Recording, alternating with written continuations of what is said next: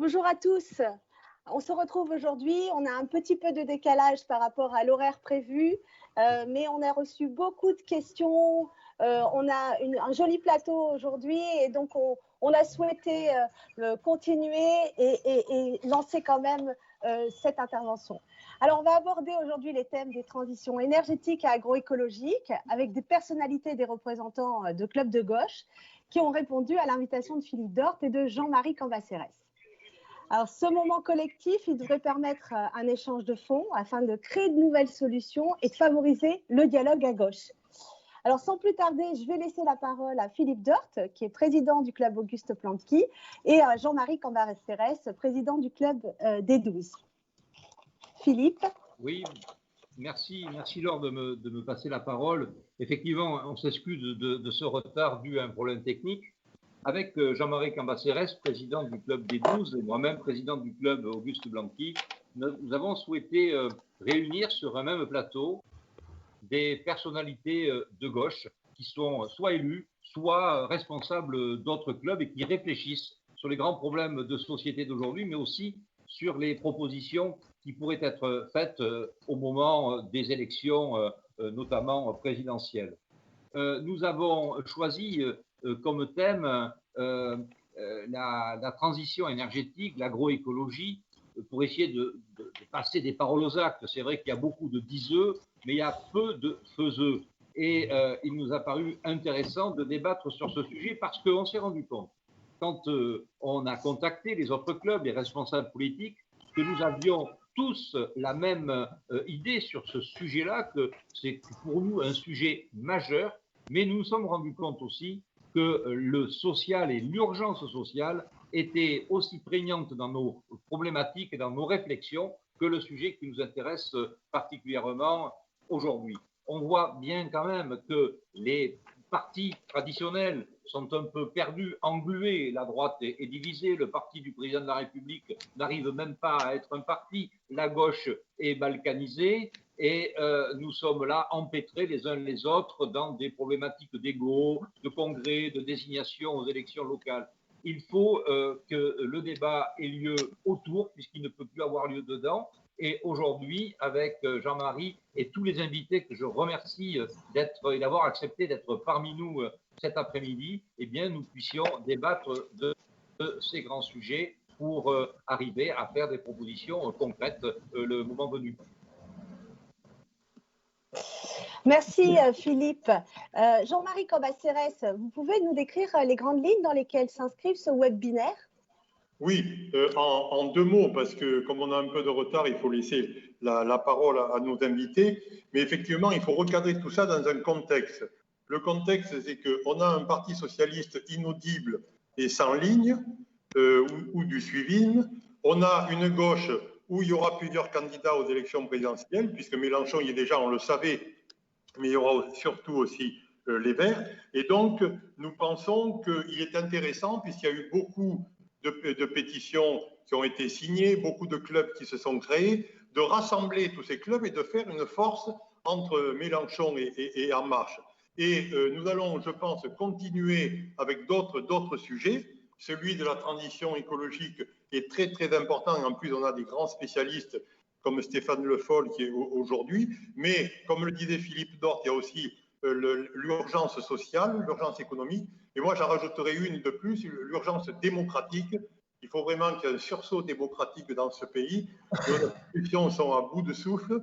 Il y a beaucoup d'abstention partout. Et donc, c'est tout ça qu'on va essayer de débattre dans les mois qui viennent. Et on espère faire une fédération, une coopération de tous ces clubs pour au moins faire de la coordination, au moins trouver une plateforme. Et puis, le jour viendra peut-être d'avoir un candidat, puisque Stéphane ce matin disait, au stade actuel, on ne le voit pas encore, mais il faut d'abord qu'on travaille à tout ça pour y arriver. Merci Jean-Marie.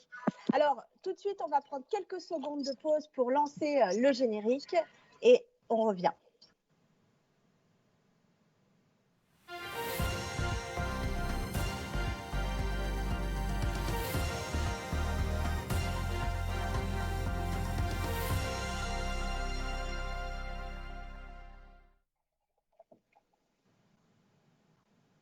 Alors, nous allons faire un tour de table de nos invités.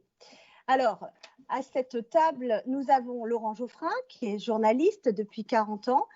Vous avez été directeur de la publication et de la rédaction chez Libération et Le Nouvel Observateur jusqu'à votre entrée en politique en 2020, à la suite d'un appel qui a recueilli plus de 5000 signataires. Vous avez fondé donc l'association Engageons-nous. Est-ce que vous pouvez nous parler de ce mouvement, s'il vous plaît? Votre micro. Merci. Bonjour à tous et je suis ravi et honoré d'être là. Effectivement, on a lancé ce mouvement donc à la fin du mois d'août, début septembre. Je faisais suite à un texte que j'ai publié à la fin du mois de juillet qui s'appelait Engageons-nous. Depuis, on a eu effectivement beaucoup d'adhésions et on a beaucoup de gens aussi qui veulent militer, qui veulent travailler. Il y a à peu près 700 personnes. On a créé des groupes de travail, on travaille sur des propositions. Et on organise toutes sortes d'auditions avec des gens du milieu associatif, des experts, des intellectuels, etc. Et donc le but est d'aboutir à une plateforme, une première plateforme début janvier. Et puis on a proposé à l'ensemble, ceux dont parlait Jean-Marie Cambacérès, les gens qui se situent entre les Verts et le macronisme, de se coordonner au cours d'une réunion qui aura lieu le 17 janvier. Et donc on a convié tout le monde et on espère que ça aboutira à la création au moins d'un comité de coordination pour qu'on puisse travailler ensemble. Le but est simple, hein, je vais le résumer. Il s'agit de contribuer au retour de la gauche réformiste, il s'agit de renouveler sa doctrine et de proposer une stratégie unitaire en 2 temps. D'abord la gauche réformiste, puis ensuite on s'adressera aux autres forces. C'est un courant écologique, social et républicain. Et donc, c'est un courant réformiste, mais ce n'est pas non plus un courant modeste, prudent et pusillanime. Il s'agit de faire des réformes de fond, c'est une gauche de l'action. Et donc, il s'agit de faire des réformes en profondeur qui mettent la France sur la voie d'un modèle nouveau, neuf, qui soit à la fois social, écologique et républicain. Voilà ce qu'on veut faire. Et en matière écologique, puisque ça va dominer la discussion,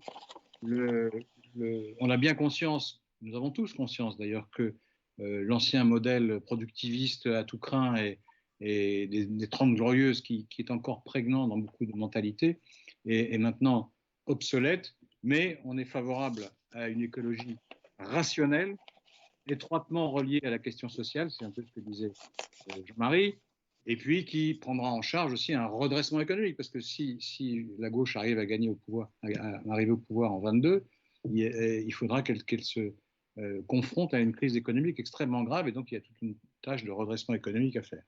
Il s'agit de redéfinir la relation avec la nature, mais aussi de redéfinir en même temps la relation entre les humains. Et il y a un respect de la planète, mais on veut aussi miser sur la raison, sur la technologie, sur la science, qui écarte à la fois cette ancienne croissance productiviste, mais aussi la décroissance qui nous paraît conduire à l'appauvrissement général. Donc voilà le travail que nous avons commencé et on veut contribuer au renouveau de la gauche et à sa victoire en 2022. Merci Laurent Geoffrin. Alors on a un autre invité à nos côtés, Stéphane Le Foll. Vous êtes maire du Mans, président de Métropole Le Mans, député, ancien ministre de l'Agriculture et porte-parole du gouvernement sous François Hollande. Est-ce que vous pouvez nous en dire un petit peu plus ? Bon, d'abord, je suis plus député, puisque je suis maire et président de la métropole, mais enfin, bon, je l'ai été après 2017. Non, mais moi, je partage l'idée qui consiste à se poser les questions compte tenu du contexte dans lequel nous nous trouvons aujourd'hui. Il y a, de manière assez forte, un besoin d'avoir une gauche qui réaffirme un engagement de responsabilité et de gouvernement.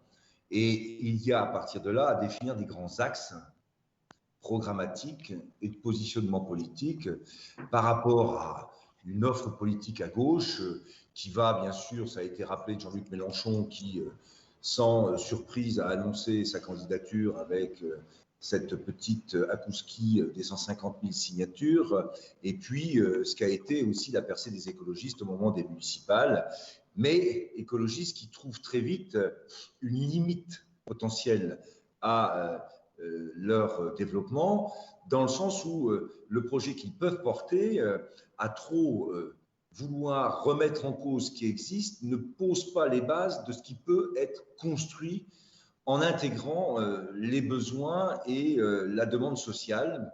Et c'est tout le défi qu'on doit relever au travers de choix stratégiques et politiques qui permettent à la fois de maintenir une croissance qui soit nouvelle, moi je l'ai toujours appelé la croissance sûre, et croissance qui doit nous permettre de financer, parce que c'est ça l'enjeu, un modèle social, un modèle éducatif, et puis un modèle de santé. Hein. La question de la santé aujourd'hui, elle est au cœur des débats. Voilà l'enjeu, et il y a des pistes, et c'est ça dont il faut qu'on discute. Il y a des vraies pistes pour essayer de sortir à la fois de la crise dans laquelle nous sommes, et en même temps de retrouver une économie qui nous permette de changer notre modèle de développement. Merci Stéphane Le Foll. Didier Lebret, vous êtes là.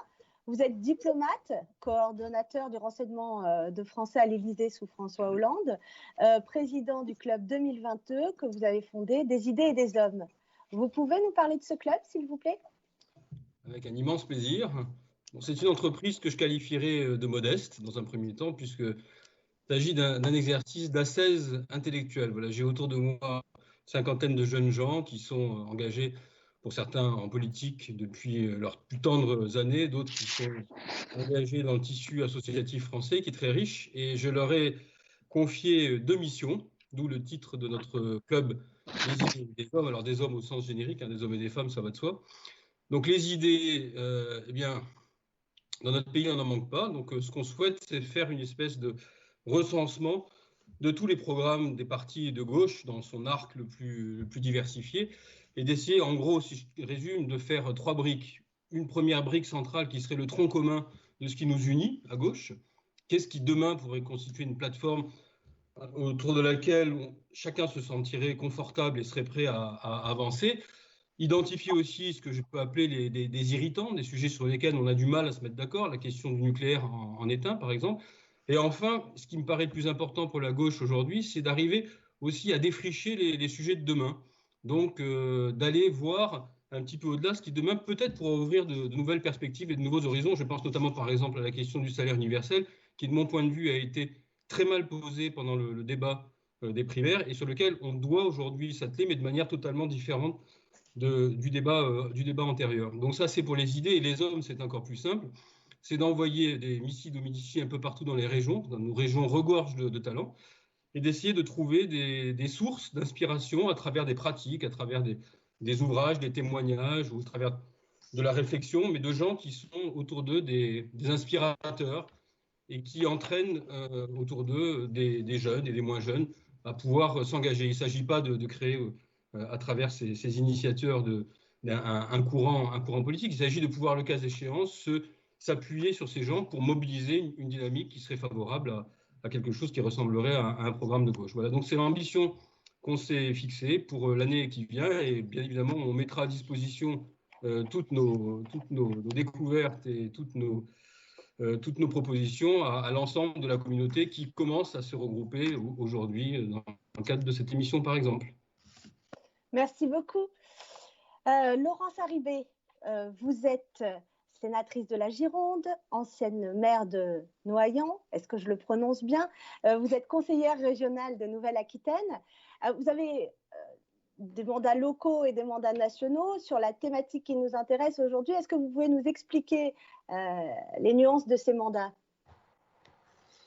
Oui, merci. Et si je suis là aujourd'hui et que j'ai répondu à l'invitation de Philippe Dort, c'est en fait parce que mon engagement, il est animé par 3 convictions profondes. La première conviction, c'est que je pense que la transition écologique, elle est incontournable, mais qu'elle est au cœur d'un changement économique fondamental. Et je rejoins un peu Stéphane Le Foll quand il parle d'un autre modèle de développement. Et si on veut quitter l'incantatoire, il faut aller dans le concret des choses. Et la transition écologique, elle passe par une modification en profondeur de notre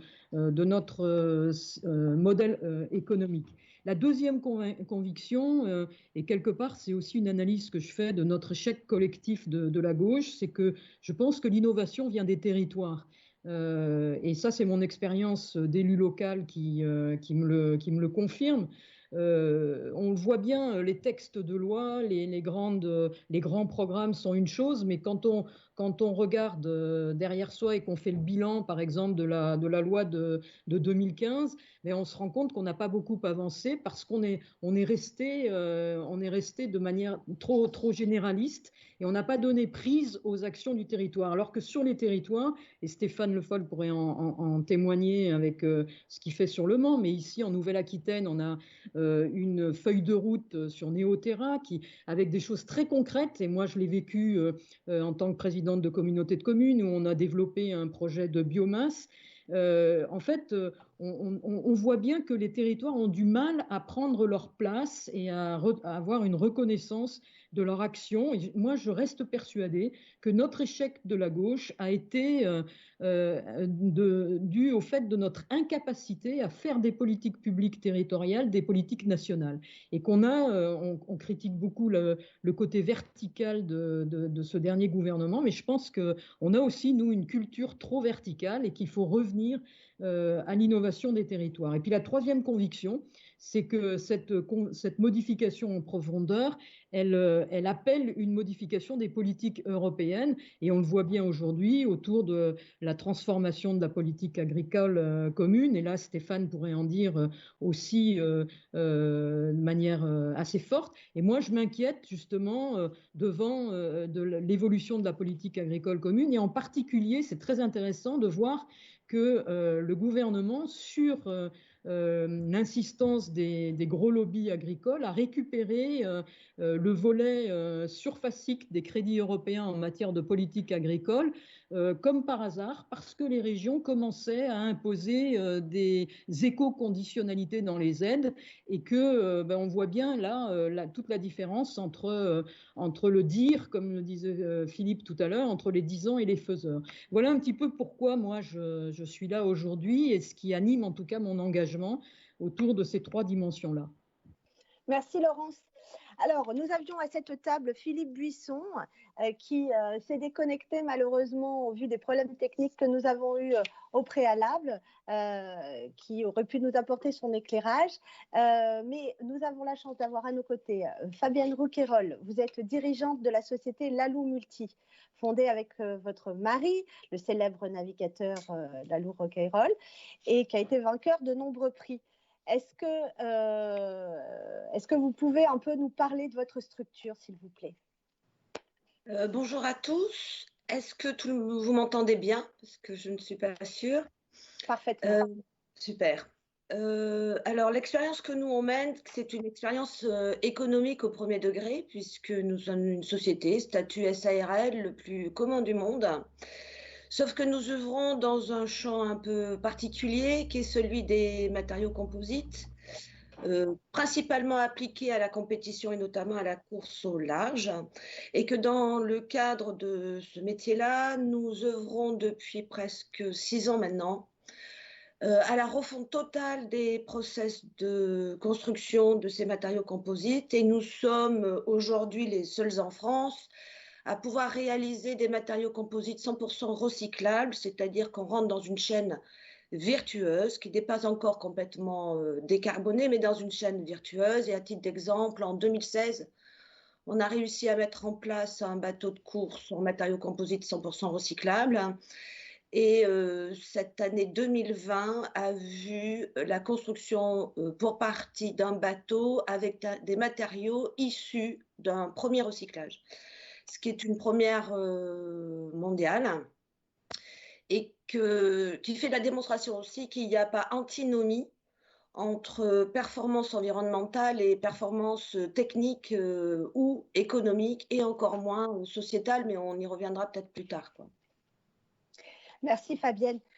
Nous avions également à nos côtés Jean-Christophe Cambadélis, pour les mêmes raisons que Philippe Buisson, qui a quitté le plateau, mais nous espérons qu'il nous rejoindra. Je voudrais revenir à Jean-Marie Cambacérès. Vous êtes membre du CESE, vous êtes président de la section des affaires européennes et internationales, président de France-Asie, ancien député du Gers, et vous avez surtout fondé le Club D12. Est-ce que vous pouvez rajouter quelque chose à propos du Club D12 ? Oui, 2 secondes avant qu'on repasse à notre problème. Le Club des 12 existe depuis une dizaine d'années. Il s'appelait avant Démocratie 2012. Nous l'avions créé pour aider François Hollande quand il était candidat aux élections présidentielles. Stéphane Le Foll s'occupant, lui, de la gauche, et nous avions dit on va essayer de mobiliser la société civile qui ne voulait plus de Sarkozy, mais qui n'était pas forcément à l'époque pour Martine Aubry. Et donc, nous avons apporté notre pierre à cela. Donc, depuis 10 ans, nous sommes implantés beaucoup dans les territoires. Ça, c'est une de nos forces. Nous avions aussi écrit un manifeste que nous sommes en train de revoir. On s'est amusé à dire 22 propositions pour 2022, dont nous avons beaucoup réfléchi aussi à tous ces thèmes-là. Et je reviendrai 1 minute sur le thème en particulier. Bon, Stéphane Le Foll a parlé de la croissance durable qui nous différencie des Verts. Laurence Harribey a parlé aussi du nécessaire des économies, une économie alternative différente. Et je voudrais rappeler aussi l'importance de l'international, puisque vous disiez que j'étais président de la Commission des Affaires étrangères au CESE, l'importance de l'international, parce qu'il est bien évident que tout ce qui est climatique, tout ce qui est défense de la biodiversité, ça ne s'arrête pas aux frontières. Dans l'Union européenne, c'est déjà bien, mais l'international, c'est encore mieux. Donc nous voulons redynamiser la COP 21. Le gouvernement actuel, ça n'est pas trop occupé, on l'a vu l'année dernière au Maroc. Nous avons la chance que Joe Biden ait envie de revenir dans la COP, dans le processus des accords de Paris. Donc ça aidera un peu aussi les choses. Et je crois qu'aussi, et ça Stéphane Le Foll en parlera sûrement plus longuement, que le problème de l'agriculture, des importations très dangereuses pour la déforestation, comme le soja ou l'huile de palme, tous ces thèmes-là, ils sont internationaux. Et donc, je crois qu'au-delà de nos initiatives dans les régions, au-delà de notre initiative en France, il faudra aussi qu'on réfléchisse au multilatéralisme. Merci beaucoup. Philippe Dort, vous êtes conseiller régional et départemental et président du port de Bordeaux, président du club Auguste Blanqui. Qu'est-ce que vous pouvez nous dire sur ce club Auguste Blanqui? Philippe, votre micro. C'est un club qui a été créé il y a une quinzaine d'années et qui organisait des cafés-débats sur des sujets extrêmement divers, sur le logement, sur les problèmes psychologiques des jeunes dans les banlieues, sur l'urbanisme d'aujourd'hui, enfin, sur des quantités de sujets de société et qui ont abouti à des rapports, à des documents qui ont été envoyés à des responsables politiques qui s'intéressaient au sujet que nous avons développé. Voilà, donc nous sommes dans une réflexion justement sur le sujet qui nous intéresse, qui est un sujet qui nous intéresse et qui se positionne en trois pôles en fait. Donc l'intérêt global est reconnu sur l'urgence climatique et aussi sur le fait que cette urgence climatique doit servir de socle à la construction commune d'un nouveau modèle économique. Et la troisième chose, c'est que ça ne pourra pas se faire sans que nous ayons réglé une certaine urgence sociale qui est très importante dans notre pays, où nous avons des quantités, des millions, ce n'est pas en centaines de milliers, c'est en millions de gens qui sont en train de dévisser, soit parce qu'ils sont avec des minima sociaux, soit parce qu'ils sont des travailleurs pauvres. Et quand on est un travailleur pauvre, eh bien, on ne peut pas s'intéresser en premier lieu à ce problème de la mutation écologique, car il faut d'abord s'intéresser à remplir son frigo. Et beaucoup de gens, le 5 du mois, n'ont plus de quoi le remplir. Donc nous, on travaille vraiment pour que cette économie de demain, elle repose sur le socle du développement durable et de la transition énergétique en partie. Ça nécessite un peu de temps. Il faut redonner aux gens la notion du temps un peu long. On a perdu beaucoup de temps sur ces sujets-là, mais il faudra du temps pour arriver à progressivement mettre en œuvre des actions. Et je pense que ce sont des actions qui, du global, créeront du local, pardon, créeront le global. Donc, ce modèle économique de demain, il passera inéluctablement par des investissements forts de toutes les puissances, qu'elles soient européennes, qu'elles soient nationales, régionales, départementales. Mais ça existe déjà, il y a des aides qui existent, mais qui ne sont certainement pas suffisantes pour arriver à créer ce modèle économique qui sera le modèle économique de demain. Si on est sur une démarche comme nos amis verts, souvent, qui est une démarche un peu de l'immédiat, essayer d'être dans une forme de rupture, eh bien là, nous sommes dans la décroissance. Et nous, ici, sur ce plateau, nous ne sommes pas des décroissants. Nous sommes en fait là pour essayer de faire en sorte, lorsqu'un emploi carboné est supprimé parce qu'on a supprimé une certaine filière, il soit remplacé automatiquement par un emploi du même niveau et un emploi vertueux. C'est toute la filière de l'énergie aujourd'hui, de l'hydrogène en particulier, c'est un sujet qui me tient beaucoup à cœur, mais transition, ça ne veut pas dire du jour au lendemain, ça nécessite de mettre en œuvre des choses qui petit à petit vont nous amener vers un modèle à 100% vertueux. Il faudra un certain temps. Merci Philippe. On a d'ailleurs de nombreuses questions sur ce sujet parce que comme cette séquence est interactive, on a déjà reçu en amont des questions. Philippe Buisson, vous voilà. Je vois que vous avez rejoint le plateau. Oui. Bonjour, vous êtes maire de Libourne et président de la communauté d'agglomération du Cali. Est-ce que vous pouvez vous présenter en quelques mots ? Oui, c'est ça, je suis maire de Libourne et président de la communauté d'agglomération du Libournais. Alors, Libourne, c'est une ville moyenne à proximité de la métropole, c'est-à-dire que je suis un de ces territoires périphériques au fait métropolitain, et tout en étant une ville-centre au cœur d'un bassin de vie de 200 000 habitants. Et donc, nous devons construire des réponses à la fois territoriales et environnementales pour répondre aux deux crises que nous avons à subir et à régler dans les mois et les années qui viennent. C'est un, la crise des gilets jaunes, et deux, la crise du Covid. Et donc, comment faire des territoires plus résilients. Et finalement, on est au cœur de l'ordre du jour de cette rencontre. Merci beaucoup. Alors, afin de nourrir ce débat d'idées et d'apporter des solutions opérationnelles, c'est pour ça que vous avez été conviés à apporter votre éclairage sur le sujet de la transition énergétique et agroécologique, et qui est un véritable enjeu de dialogue pour nous tous. Je vous rappelle que cette séquence est ouverte, interactive. Un numéro est à votre disposition pour interagir et envoyer vos questions par SMS au 06 67 90 30 85 16.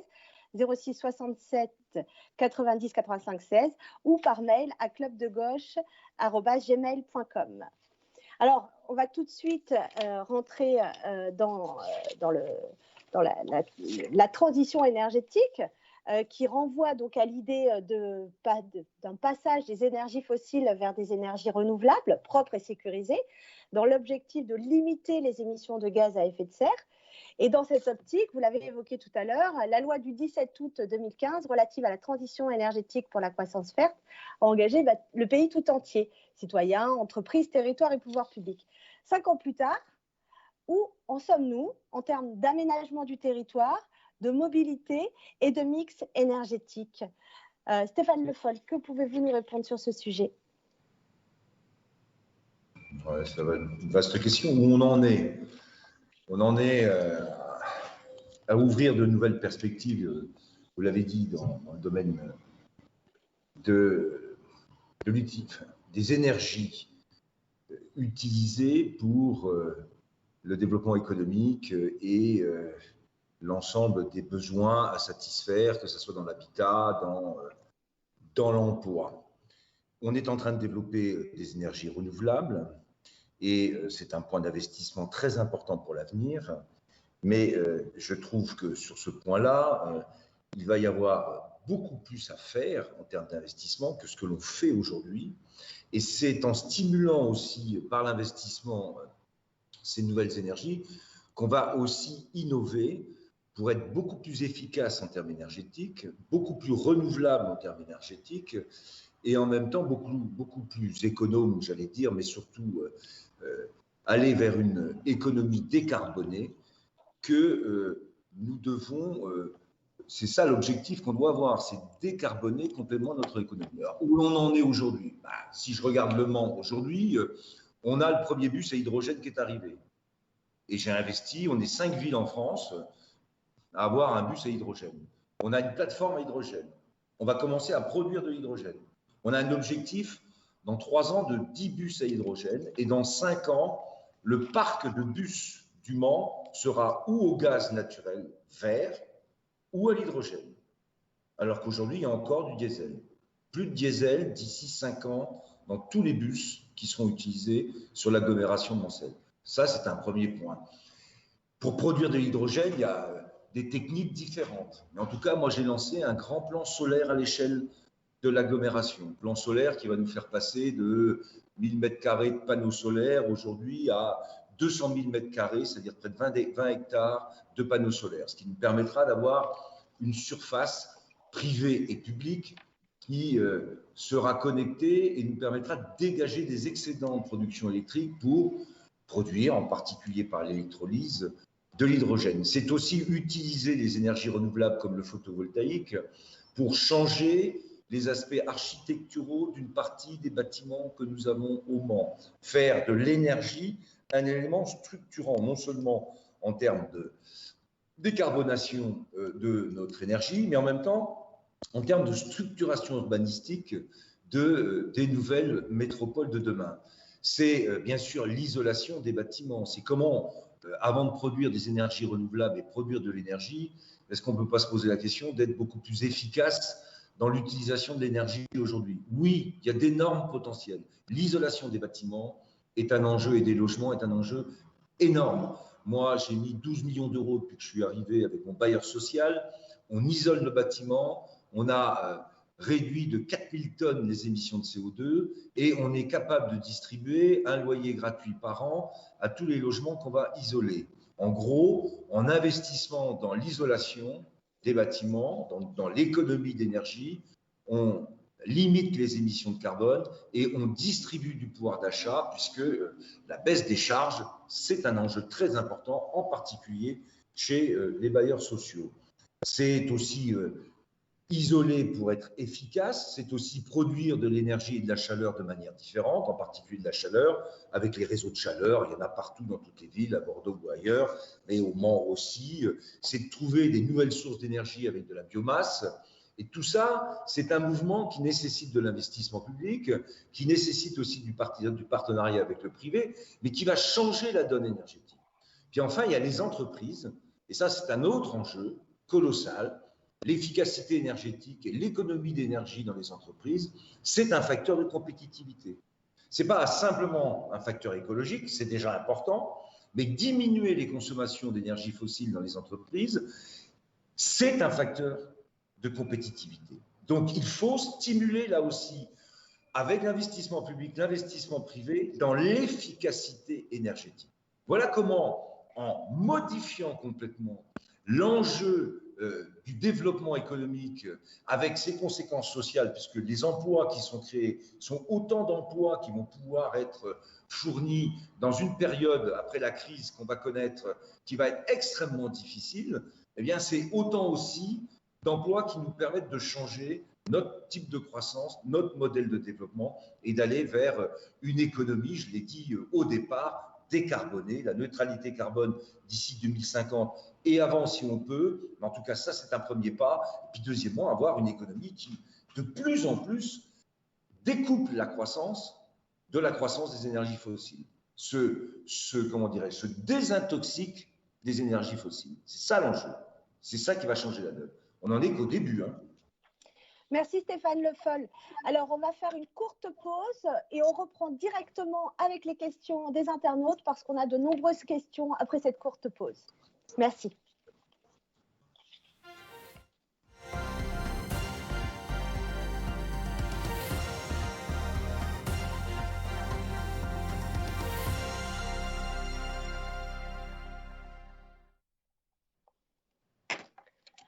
Merci d'être là.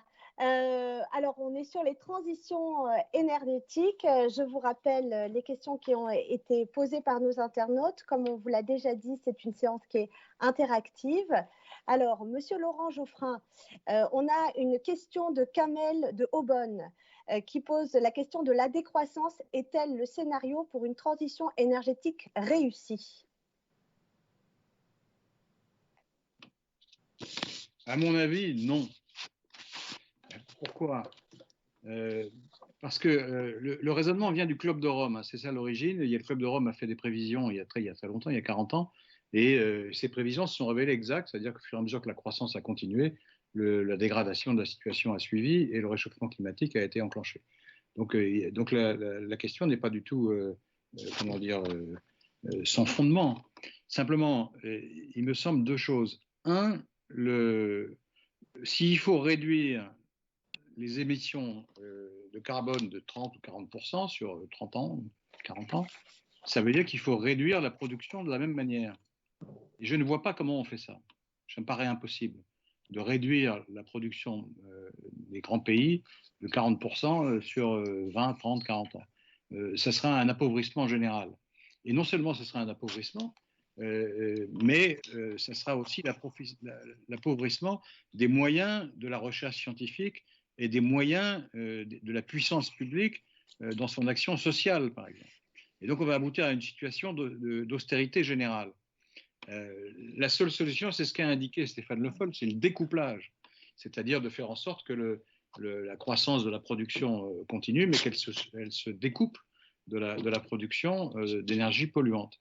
Donc, c'est assez simple à formuler, c'est très difficile à faire, mais cette voie-là qui me paraît difficile, me paraît la seule possible en même temps. Parce que si vous procédez par appauvrissement des gens, vous aurez le même mécanisme qui s'est déclenché au moment des Gilets jaunes.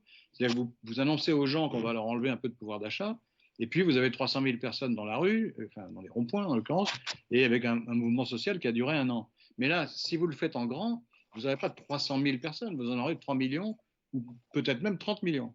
Et donc, socialement, c'est ingérable. D'autre part, on a déjà vu qu'il était possible, dans une proportion insuffisante aujourd'hui, mais existante, de découpler la production de gaz carbonique, d'émissions de gaz à effet de serre, et la production elle-même. C'est possible d'y arriver.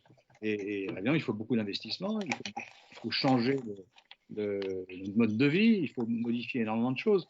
Mais au moins, on n'annonce pas aux classes populaires qu'après avoir fait des efforts dans tous les sens à cause de la crise économique, de la crise financière, de la crise de tout ce qu'on veut, du Covid, etc., ils vont devoir encore faire des efforts pour financer, avec leur maigre salaire, la transition énergétique. C'est impossible, ça ne marchera pas. Voilà. Merci Laurent Geoffrin. Philippe Buisson, vous l'évoquiez tout à l'heure, vous êtes maire de Libourne, de cette métropole qui a vu de nombreux gilets jaunes émerger, on va dire, ou qui ont occupé les ronds-points.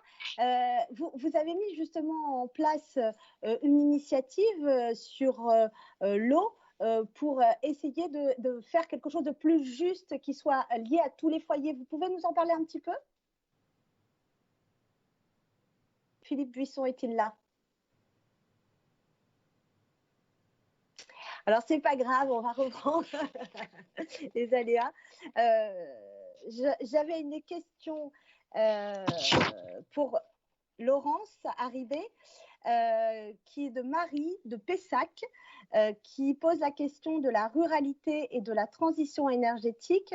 Quelles contributions et solutions pour les territoires ruraux? Je crois que la réponse, elle est la même qu'ailleurs, en fait. Hein. Parce que ce que disaient Stéphane et Laurent, on est bien là sur une autre politique économique et d'autres politiques publiques. C'est-à-dire que l'innovation, elle vient des territoires. Et donc, et c'est ce que Philippe Buisson aurait expliqué avec ce qu'il fait sur la CALI et la tarification sociale de l'eau. C'est-à-dire que, en fait, que ce soit en milieu rural ou en milieu urbain. L'enjeu, c'est en effet la transition.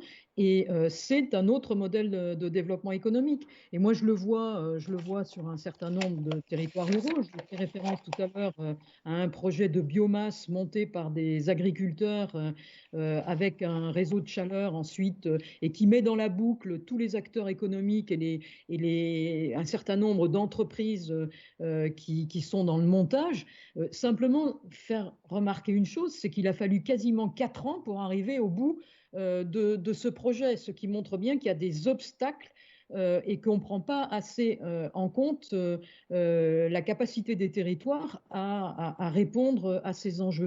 Et quand moi, pendant ma campagne des sénatoriales, je disais que ce qui nous différenciait sans doute des amis, de nos amis les Verts, c'est que, en fait, pour moi, la transition, elle ne peut être que territoriale.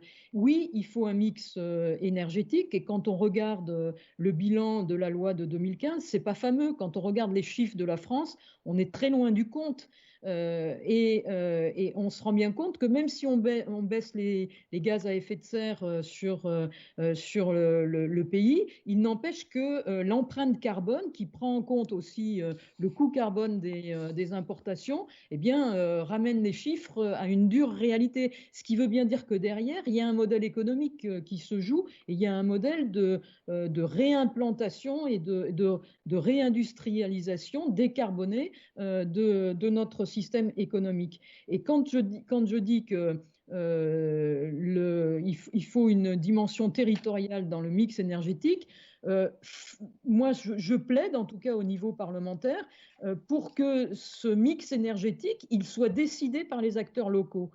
Au niveau de la région, ça me semble une des bonnes données, et qu'on ait en effet des enjeux et des indicateurs, mais qu'on donne cette responsabilité-là au territoire.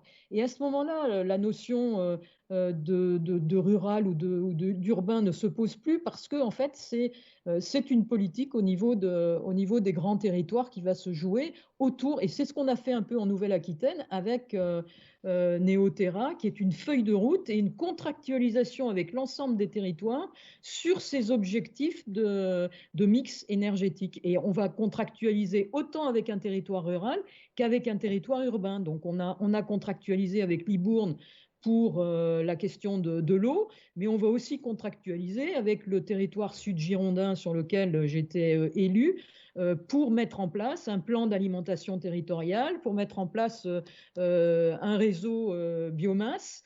Et c'est comme ça, à mon avis, qu'on arrivera à la fois à faire de la croissance, et puis, mais de la croissance qui soit de la croissance décarbonée. Parce que je rejoins complètement Philippe Dort, la décroissance, et je pense que Laurent a donné la bonne réponse, la décroissance n'est pas la solution. Alors, merci Laurent. Je rebondis sur ce que vous avez dit avec une question de Éric de Montredon des Corbières, près de Narbonne, qui pose la question de la conciliation dans une logique respectueuse et apaisée de mesures écologiques et le fait qu'on maintienne certaines activités humaines telles que l'agriculture, la pêche, la chasse ou des activités traditionnelles. Didier Lebret, qu'en pensez-vous? Votre micro. Excusez-moi, avant de répondre à la question, puisque un des objectifs de cet échange c'était aussi de réfléchir au bilan de la loi 2015, je pense que c'est important pour ceux qui nous écoutent de se souvenir qu'à l'époque, c'était une petite révolution, cette loi. Pourquoi une petite révolution? Parce que les objectifs qui avaient été fixés par le gouvernement à l'époque étaient extrêmement ambitieux, 40% de réduction des gaz à effet de serre d'ici 2030, 40% de renouvelables, la production électrique à la même échéance. On peut se dire, après tout, ces objectifs qui n'engagent personne, en réalité, c'était des objectifs qui ont eu pour effet de mettre la France en situation exemplaire au moment où il fallait entraîner la communauté internationale autour de nous.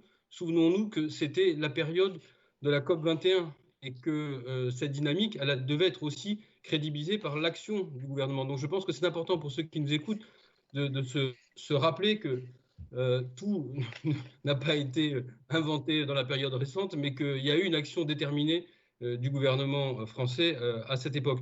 Pour mettre une petite note optimiste sur une transition qui est infiniment complexe, je dirais qu'il faut aussi avoir présent à l'esprit que c'est une espèce de carré magique, la réussite. Et ce carré magique, on l'a en France. Il faut à la fois des citoyens conscientisés, comme on dit, et qui puissent s'appuyer sur plein de mouches du coche que sont les ONG et les associations, et elles sont très puissantes en France. Donc on a cet aiguillon permanent sur tous les gouvernements qui vont se succéder. Il faut également avoir de la recherche et de l'innovation, et en France, on ne manque pas de cerveau pour accompagner cette transition écologique. Il faut des industries puissantes dans les secteurs de la transition, et on a toutes les industries qu'il faut, des énergies fossiles qui vont se réinventer en passant par la gestion des déchets, le tri ou la gestion de l'eau. Et il faut enfin un cadre légal porté par l'État et les collectivités territoriales, de façon à faciliter, encourager, donner des primes, voire sanctionner le cas échéant. Donc ce carré magique, peu de pays, quand on a peu voyagé dans le monde, on le sait, peu de pays ont cette équation complète. La France et une partie des pays de l'Europe l'ont. Donc cette question, elle doit aussi nous encourager à aller de l'avant. Et si je puis me permettre pour le bilan sur la loi 2015, je ferai deux suggestions pour accélérer les choses. La première, c'est en termes de financement. Bon, on le voit aujourd'hui, l'argent coule à flot. Il est temps pour la France de mettre le paquet sur les filières de demain. On a, je ne veux pas être méchant, mais on a en partie raté le solaire. J'espère qu'on ne rattrape pas l'hydrogène. Il nous reste encore l'éolien sur lequel on peut se rattraper. Je crois que c'est essentiel, là encore, de mettre le paquet. L'éolien flottant, que ce soit posé ou l'éolien de manière générale, a un potentiel dans notre pays et dans les régions ultramarines fabuleux, qu'il faut absolument exploiter. Et en termes de gaz à émissions d'effet de serre, je veux dire, quand on regarde quelles sont les sources émettrices en France, ça a été rappelé brièvement, les bâtiments, la rénovation thermique, 45% de gaz à effet de serre proviennent de cette source, le chauffage, et le 30% du transport. Donc en agissant massivement sur le transport et la rénovation thermique, on élimine déjà où on peut agir sur les deux principales sources. Donc ça, là aussi, je crois que ça doit être un axe structurant des prochains gouvernements qui s'occuperont de ces questions. Et enfin, juste pour terminer sur deux questions qui, là encore, ont une résonance internationale, c'est le prix des énergies fossiles et le prix du carbone. Si on ne règle pas à l'échelle internationale ces deux points, nous n'aurons jamais les leviers suffisants pour avancer. Donc, en gros, il y a beaucoup de bonnes raisons de penser qu'on peut s'atteler à cette question, mais encore faut-il l'aborder à la bonne échelle en termes d'investissement et à la bonne échelle en termes géographiques. Didier Lebret, j'en profite tout de suite pour continuer sur une question d'Emmanuel de Bordeaux qui, justement, par rapport à ce que vous posiez comme question sur le solaire, dit qu'aujourd'hui, il y a un arrêt du solaire, puisque vous savez qu'il y a des prix qui étaient fixés, qui sont remis en cause par le gouvernement aujourd'hui. Et sa question, c'est de savoir, est-ce que ça ne risque pas après de freiner les investisseurs pour candidater sur des futurs appels d'offres si les lois sont erratiques en fonction des gouvernements en présence? Moi, je crois que ça va être très compliqué d'être compétitif avec les Chinois sur le solaire. En revanche, si vous prenez par exemple l'hydrogène ou la filière éolienne, qui, là encore, on a pris du retard. Hein. Vous avez 100 gigawatts installés en Allemagne, 50-60 en Espagne et en Italie, et vous avez 15 gigawatts installés en France. En revanche, on a aujourd'hui le parc à la fois où installer ces éoliennes partout, quasiment sur le territoire, et notamment l'éolien flottant et l'éolien en mer. Et on a également une filière industrielle à construire de toutes pièces. Donc, je pense qu'il faut aussi miser aujourd'hui là où on a potentiellement le plus de moyens. Je ne pense pas qu'on puisse courir après. Les Chinois seront toujours plus compétitifs pour produire des panneaux solaires. Didier Lebret, ça coupe. Fabienne, oui, j'ai une... Oui, dites-moi. Est-ce qu'on peut intervenir là ou pas? Bien sûr, évidemment, Jean-Marie. Oui, non, simplement, je voulais dire que après tout ce qu'a dit Stéphane Le Foll, Laurence Harribey et Didier Lebret et Laurent Geoffrin, je le partage totalement. Et notamment, à un moment donné, Laurent Geoffrin a dit qu'il y avait aussi le mode de vie. C'est vrai qu'il y a l'action de l'État, c'est vrai qu'il y a l'action des collectivités locales, mais il y a aussi le mode de vie. Et je pense que il faut aussi, par exemple, comme climatiser à pas moins de 21 degrés l'été ou pas chauffer à plus de 19 degrés, s'il y avait une conscience collective, ça aiderait aussi. À D12, on a aussi un thème qu'on a mis en place et Philippe Dort a beaucoup insisté là-dessus, c'est ce qu'on appelle la multipolarité urbaine. Au lieu d'avoir des grandes métropoles où tout le monde va le matin, tout le monde sort le soir, d'essayer de faire une multipolarité urbaine avec des réseaux de chemins de fer ou de canaux. Ça aussi, ça impliquerait. Et donc, ça veut dire deux choses. D'une part, il faut que les régions aient beaucoup plus de pouvoir. Et je crois que dans l'organisation de l'État de demain, dans nos projets auxquels on réfléchit les uns et les autres, il faudra qu'on fasse une nouvelle étape, mais vraiment importante, de la décentralisation, avec des moyens donnés aux élus, avec des possibilités qui fassent des normes et des décisions. Mais parallèlement aussi, il faudra aussi qu'on fasse une sorte de planification qu'on avait un peu abandonnée dans les années passées. Il faudra peut-être y réfléchir. Et j'en terminerai pour pas monopoliser. Sur l'international, je crois que c'est Didier Lebret qui venait d'en parler. Il est bien évident que si les Américains reviennent dans le processus des accords de Paris, il faudra qu'on réfléchisse avec eux pour des taxes vertes qui seront aux importations des pays qui sont vertueux, et il faudra qu'il y ait des taxes vertes pour ceux qui ne le sont pas, pour les forcer petit à petit à s'y mettre, et que ce ne soit pas les consommateurs européens et français que ce soit ceux qui ne sont pas vertueux, qu'il y ait des taxes à nos frontières, Là, je vais juste intervenir sur les deux points qui viennent d'être abordés. C'est le débat à gauche. Là. Attention aux injonctions comportementalistes pour régler un problème de développement. Si je prends l'exemple de la climatisation, dans les couches populaires insécurisées, le problème de la climatisation, ce n'est pas d'avoir la climatisation, c'est d'avoir des bâtiments suffisamment isolés pour éviter d'avoir trop chaud l'été. Donc, dire aux gens, il faut régler la climatisation à 21, comme ça vous allez économiser de l'énergie quand vous n'avez pas de climatisation, ça ne sert à rien. Donc, je ne voudrais pas, ça c'est un vrai débat, moi qui m'intéresse au plus haut point, ça c'est toute la logique comportementaliste d'une partie de la population sécurisée qui peut faire des efforts parce qu'elle en a les moyens. Mais enfin, si on veut réussir, c'est ce que disait Geoffrin tout à l'heure, un vrai changement de modèle de production, ce n'est pas en s'adressant de la même manière à ceux qui n'ont rien aujourd'hui, en leur disant que vous allez faire un peu d'effort et vous allez voir, ça va être formidable, alors qu'on s'adresse à une population qui est déjà convaincue et qui va faire les efforts. Ça, c'est le premier point. Deuxième point, sur la question de la taxation. Il faut bien qu'on se mette d'accord. Là aussi, c'est lié à des vieilles théories économiques qui ont consisté à dire qu'il suffisait de taxer le carbone pour financer la transition énergétique. Et je reviens sur les gilets jaunes. Qu'est-ce que vous ont dit les gilets jaunes? Si vous nous taxez sur l'essence qu'on utilise, alors que nous, on n'a aucune autre alternative, c'est notre pouvoir d'achat que vous attaquez. Et vous nous parlez de la fin du monde, mais nous, on n'a même pas la fin du mois.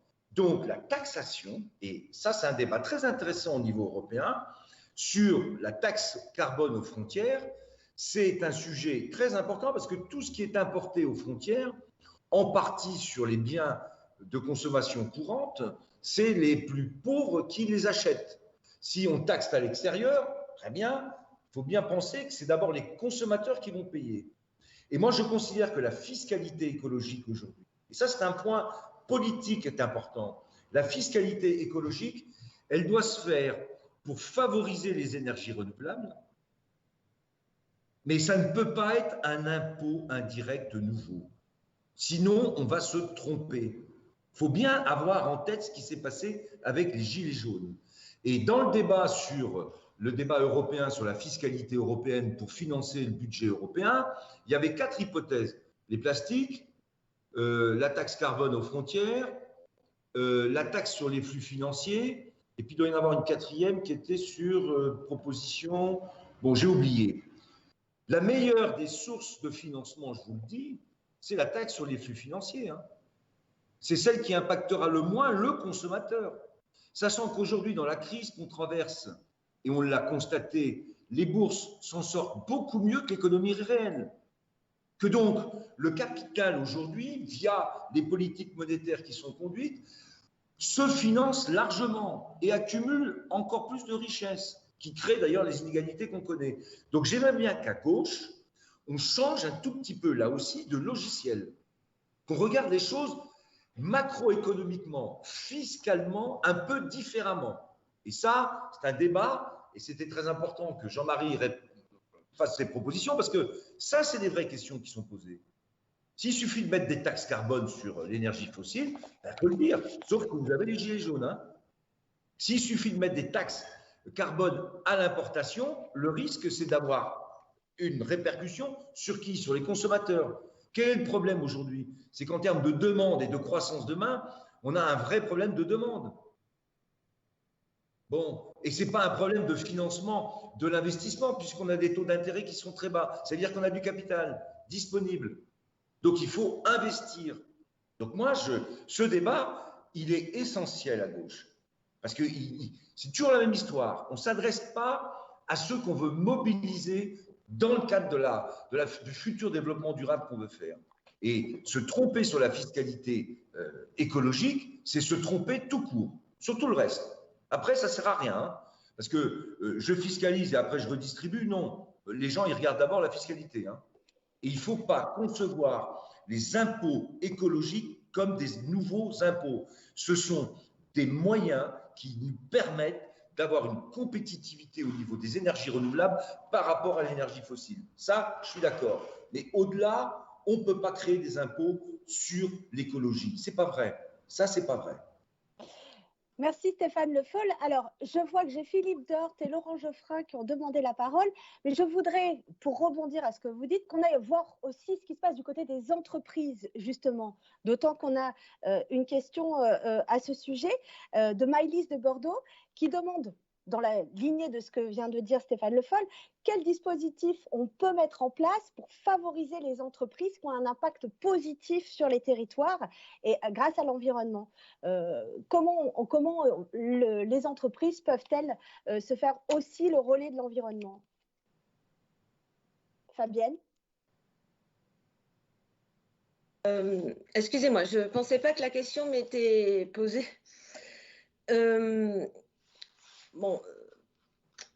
Je suis quand même très dubitative de tout ce que je viens d'entendre. La réalité de l'entreprise par rapport aux questions environnementales, elle est extrêmement complexe. Hein. Faut pas se leurrer. Il ne suffit pas d'avoir la bonne volonté de son PDG, de son chef d'atelier, de son patron, je ne sais comment on peut l'appeler. La difficulté des entreprises par rapport à leur impact environnemental, elle est d'abord de faire fonctionner des entreprises pour que des salariés aient des salaires à la fin du mois. Enfin, il ne faut pas se leurrer. À part quelques entreprises au CAC 40 qui vont pouvoir se rémunérer sur effectivement la spéculation de leur capital, la grande majorité des grandes entreprises françaises, TPE, PME, qui font quand même le grand vivier de l'économie française, est plutôt liée à des difficultés majeures de leur impact environnemental qu'à se poser la question de savoir si les fenêtres sont bien fermées quand on a quitté l'atelier. Donc, aujourd'hui, face à ça, les entreprises, elles ont des outils, effectivement. Hein. Il y a ce qu'on appelle le crédit impôt recherche, qui est quand même extrêmement limité, qui suppose d'abord que l'entreprise fasse de l'investissement lourd pour pouvoir bénéficier d'un crédit impôt recherche qu'elle perçoit 1 an après les investissements. Donc, ça veut dire qu'il faut qu'il y ait des entreprises qui, en termes de trésorerie, soient suffisamment assises pour se dire, tiens, je vais réfléchir à comment je peux diminuer mon impact environnemental sur ma production, sur la gestion de mes salariés, sur les produits que je sors. Il y a quand même, les entreprises font des efforts considérables. Ensuite, il faut se mettre aussi à la place des entreprises qui, au-delà de leurs efforts qu'elles peuvent produire au jour le jour dans leur quotidien, qui est lié à l'environnement dans lequel elles évoluent. La plupart des entreprises, et alors moi je suis un parfait exemple, tentent de faire des démonstrations du possible, du changement de moteur économique en mettant en premier lieu le premier critère, le zéro impact environnemental dans un territoire qui est largement, mais largement sous-équipé, sous-écouté, sous-développé, exclu du grand monde des affaires européennes, nationales, etc. Donc, les entreprises, il faut bien se dire, hein, elles sont souvent seules par rapport aux questions existentialistes de l'État centralisateur. Et donc, nous, on se lève le matin de bonne heure et on essaie de trouver des solutions. Il y en a qui existent, effectivement. Elles sont peu nombreuses et on essaye de les solliciter, souvent très seules. Hein. Il y a les CCI, les chambres de métiers, les régions, les communautés d'agglo, etc., qui aident.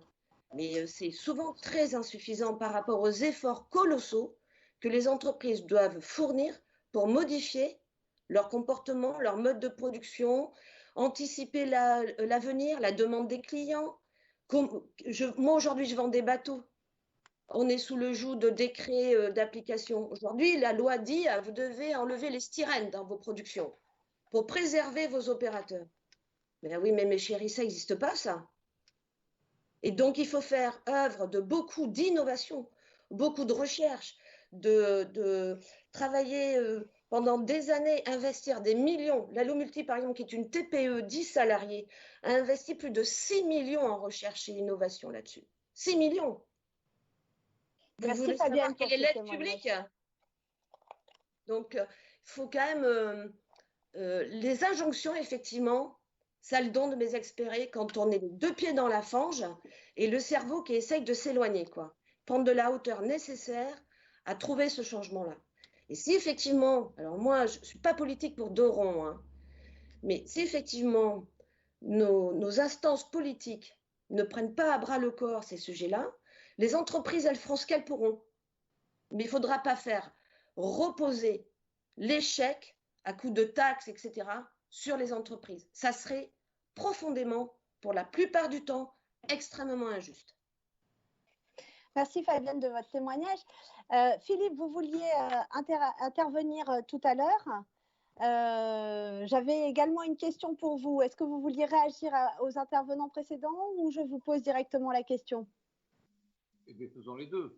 Alors, je vous pose la question et je vous laisse intervenir. Nous avons une question sur les transports. Comment on peut réduire, c'est de Jean-Philippe de La Rochelle, comment on peut réduire les émissions dans le secteur des transports? Jean-Philippe, il est régional déjà. Bon, il y a un port à La Rochelle aussi. Alors là, je peux prendre ma casquette de président de port, d'un grand port maritime, d'un port de l'État. Il y a déjà des efforts qui sont faits. Il est évident que les ports doivent être aidés pour devenir de vrais outils opérationnels dans la transition énergétique. Par exemple, le port de Bordeaux a changé une de ses dragues, ce sont des gros bateaux, hein, les dragues, pour faire fonctionner ce bateau au GNL. Alors le GNL, c'est pas totalement décarboné. Enfin, c'est quand même, c'est le gaz naturel liquéfié, c'est 30% de carbone en moins, mais c'est zéro soufre et zéro microparticules. Nous travaillons également sur la mise en œuvre sur notre territoire en lien avec des opérateurs, puisque le port de Bordeaux a un grand potentiel foncier, eh bien, des champs photovoltaïques pour créer des centres de création d'hydrogène pour faire des unités d'électrolyse avec des champs photovoltaïques. Nous travaillons aussi pour faire en sorte, parce qu'on n'en parle jamais, alors c'est moins vertueux que l'hydrogène vert, mais c'est quand même plus vertueux que le gasoil. Nous avons des entreprises, notamment chimiques, qui produisent des engrais et qui échappent en déchets fatals des milliers de tonnes d'hydrogène. Dans notre région, il y a une entreprise qui fabrique des engrais qui relâche tous les ans 3000 tonnes d'hydrogène fatal. C'est un hydrogène qui n'est pas pur, il faut le purifier avec un process que l'on connaît, mais même si cet hydrogène est produit comme un déchet, il peut être réutilisé et bien sûr remplacer des moteurs carbonés. Nous sommes en train, par exemple, ça ce sont des choses très concrètes pour montrer qu'il y a des réalités qui se créent au quotidien avec certains acteurs économiques, comme les ports par exemple. Nous travaillons actuellement avec un architecte naval qui vient de sortir son premier bateau, une vedette, à hydrogène. On est en train de tout faire pour essayer de l'implanter à Bordeaux, de manière de faire en sorte qu'un port comme Bordeaux s'inscrive dans les grands ports spécialisés dans ce qu'on appelle le rétrofit. C'est quoi le rétrofit? C'est essayer de prendre des bateaux qui fonctionnent actuellement à l'électricité, mais l'électricité est fabriqué par des groupes électrogènes au gasoil qui se trouvent dans le bateau pour le remplacer, ce groupe électrogène, par des piles à combustible à hydrogène, ce qui fera que les bateaux dégageront plus que de la vapeur d'eau. Et ça, c'est un enjeu très important puisqu'il y a des milliers de bateaux qui sont éligibles au rétrofit. Et voilà des choses très concrètes. Mais l'hydrogène, elle est aussi un produit pour l'industrie, pas uniquement pour le transport. Et donc, les ports, puisque moi je parle d'un port sur des choses très concrètes, eh bien, peuvent servir justement à mettre à disposition leur territoire, les moyens qu'ils ont pour qu'on puisse produire suffisamment d'hydrogène pour alimenter aussi des pôles industriels, puisque autour des ports, tout le monde le sait, il y a des pôles industriels très importants qui sont à proximité, bien sûr, des terminaux portuaires. Voilà des choses qui sont assez simples en fait et qui sont en train petit à petit de fonctionner. Donc il faut aussi, en même temps et de manière concomitante, on est en train de le préparer au port de Bordeaux, mettre en place des pôles de formation qui permettent à des agents, des spécialistes de ces sujets techniques de passer du carboné au non carboné et d'essayer de faire en sorte aussi, puisque ce sont des emplois à forte valeur ajoutée,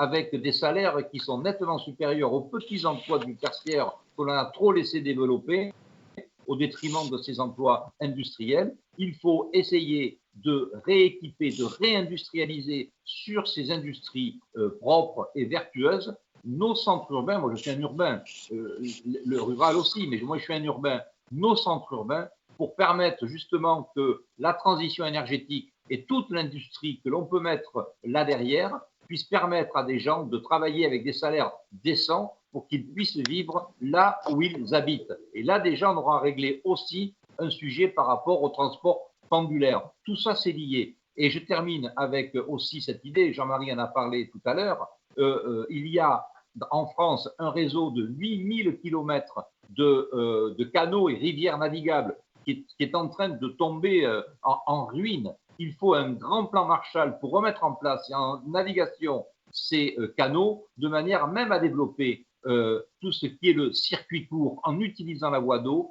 pour que l'on puisse faire des transports et notamment la voie d'eau pour arriver à mettre en place des terminaux au bord de la voie d'eau pour assurer ce qu'on appelle le dernier kilomètre avec un transport terrestre aussi vertueux. Et je termine avec un tout petit exemple. Nous avons un industriel au bord du canal des Deux Mers à 50 km de Bordeaux qui récupère 200 000 tonnes, c'est énorme, de déchets de plastique issus des serres, de l'agriculture, etc. Il le transforme et cette transformation, enfin, il le broie, il en fait de l'huile, etc., pour faire une économie circulaire. Et ceux qui réutilisent le produit qu'ils créent pour refaire des plastiques, soit des plastiques pour faire des serres encore, ou pour faire du plastique alimentaire, se trouve en Hollande. Eh bien, cette personne veut faire venir ses produits par péniche ou par barge avec un pousseur par le canal des Deux Mers, l'amener à Bordeaux pour qu'un bateau emmène ce produit en Hollande. Eh bien, on est infoutu aujourd'hui parce que les canaux sont dans une situation terrible. On est infoutu de faire ce circuit en péniche pour amener ce produit à Bordeaux et le faire partir en Hollande. Ce qui veut dire que si il y a trop de rupture de charge, eh bien le camion, cette entreprise va charger son plastique à recycler dans un camion, mais celui qui achète le plastique, c'est-à-dire l'entreprise hollandaise, elle va dire, mais puisque vous l'avez mis sur le camion, il va aller directement de chez vous à mon entreprise en Hollande. Et c'est sur ces sujets-là, qui ont l'air d'être des petits sujets, mais il n'y a pas de petits sujets, et je suis un fervent défenseur de la remise en fonction de la voie d'eau dans ce pays. Merci pour cet exemple et votre intervention, Philippe. Laurent, vous vouliez intervenir? Oui, j'avais deux éléments à soumettre au débat. J'ai dit en introduction qu'il s'agissait de trouver des solutions qui soient socialement équitables, de manière à ce que ça soit accepté par la population, notamment par les couches les plus défavorisées. Et je vais prendre un exemple qui est issu de l'actualité, qui a été étudié par un de nos groupes de travail. Le gouvernement a prévu de mettre en place 100 000 bornes électriques de manière à pouvoir recharger plus facilement des véhicules électriques ou des vélos ou des trottinettes, etc. Ce projet va dans le bon sens, mais il nous semble, enfin il semble au groupe de travail qui a travaillé là-dessus, qu'il présente deux défauts. D'abord, ces bornes sont payantes, c'est logique, bon, on paye l'électricité, enfin bon, elles sont payantes. Et deuxièmement, quand elles ne sont pas sur la voie publique, mais chez les gens, par définition, elles ne s'adresseront qu'aux gens qui ont déjà des parkings chez eux. Et donc, c'est une mesure qui va dans le bon sens d'un point de vue écologique, mais qui s'adresse à des couches sociales plutôt aisées, en tout cas au moins des couches moyennes. Et donc, il y a une contre-proposition que nous avons formulée, consistant à dire on va installer toutes ces bornes, non pas chez les gens, mais sur la voie publique, et si possible dans les quartiers populaires, et on va rendre cette consommation d'électricité gratuite.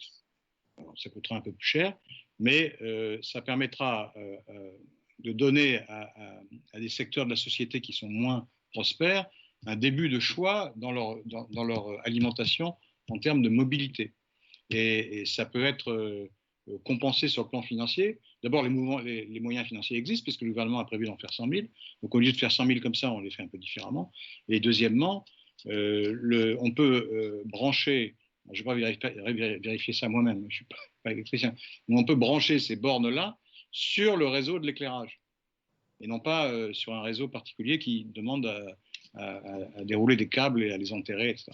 Donc on peut brancher, on peut mettre trois prises par... vous savez, il y a des pylônes avec des lampadaires, on met 3 prises électriques, et ça permet à tout le monde de venir recharger son moteur électrique gratuitement. Donc ça me paraît plus social et plus efficace, parce que ça ira plus vite pour diffuser le véhicule électrique. Ça suppose toute une politique globale du véhicule électrique, mais ça, j'en parle pas. C'est déjà connu d'une certaine manière. Donc voilà le type de proposition, à mon avis, qu'on peut faire. Et on a une autre proposition, alors, qui est un peu plus décoiffante, je le reconnais, mais qui consiste à faire fond non pas sur les règles bureaucratiques et sur les injonctions légales ou sur les taxes, mais sur la prise de conscience. Il y a une prise de conscience importante en matière écologique, très rapide en fait à l'échelle de l'histoire longue ou moyenne. Maintenant, tous les partis politiques ont compris l'enjeu écologique. Alors, ils sont plus ou moins sincères, plus ou moins factices dans leurs propositions, mais tout le monde le dit, de même que la moitié des publicités qu'on voit partout, il y a une dimension écologique. C'est souvent du greenwashing, mais enfin, c'est l'hommage du vice à la vertu. Et puis, la jeune génération, elle, n'a pas besoin d'être convaincue, elle est déjà très conscientisée. Et donc, on pense qu'il doit être possible de proposer, pas d'imposer, mais en tout cas de proposer à chacun d'avoir un compte carbone. Comme on a un compte bancaire, chacun a un compte carbone, et il peut calculer sur une année, par exemple, avec une carte. Chez les commerçants, on enfonce une carte et on sait combien le produit qu'on achète dépense en carbone. Et donc, la somme de ça est faite automatiquement. Et donc, chaque année, on connaît sa dépense carbone et on connaît aussi la moyenne souhaitable. Et on s'arrête là. Après, chacun, il y en a qui peuvent dépasser, d'autres qui sont en deçà, etc. Mais au moins, les gens sauront de quoi ce qui se passe.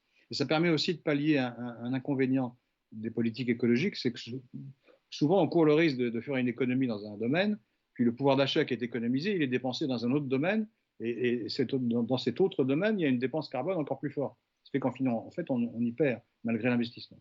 Donc là, si chacun sait exactement ce qu'il dépense en carbone au fur et à mesure de sa vie, on peut supposer que la demande va s'orienter différemment, progressivement, pas de manière brutale, et ensuite l'appareil économique répondra à la demande et non pas à des injonctions légales ou bureaucratiques ou à des taxes. Voilà les 2 propositions sur lesquelles on a travaillé. Il y en a d'autres, évidemment, mais ça, je ne peux pas encombrer le débat trop longtemps.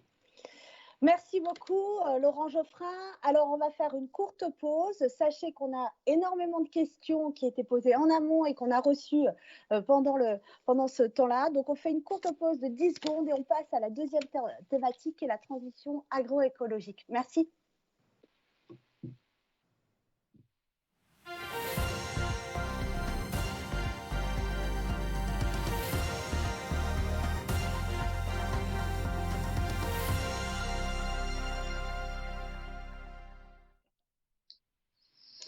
Bonjour à tous, si vous nous rejoignez maintenant, nous sommes en table ronde avec des clubs de gauche. Alors, on va parler maintenant de l'agroécologie.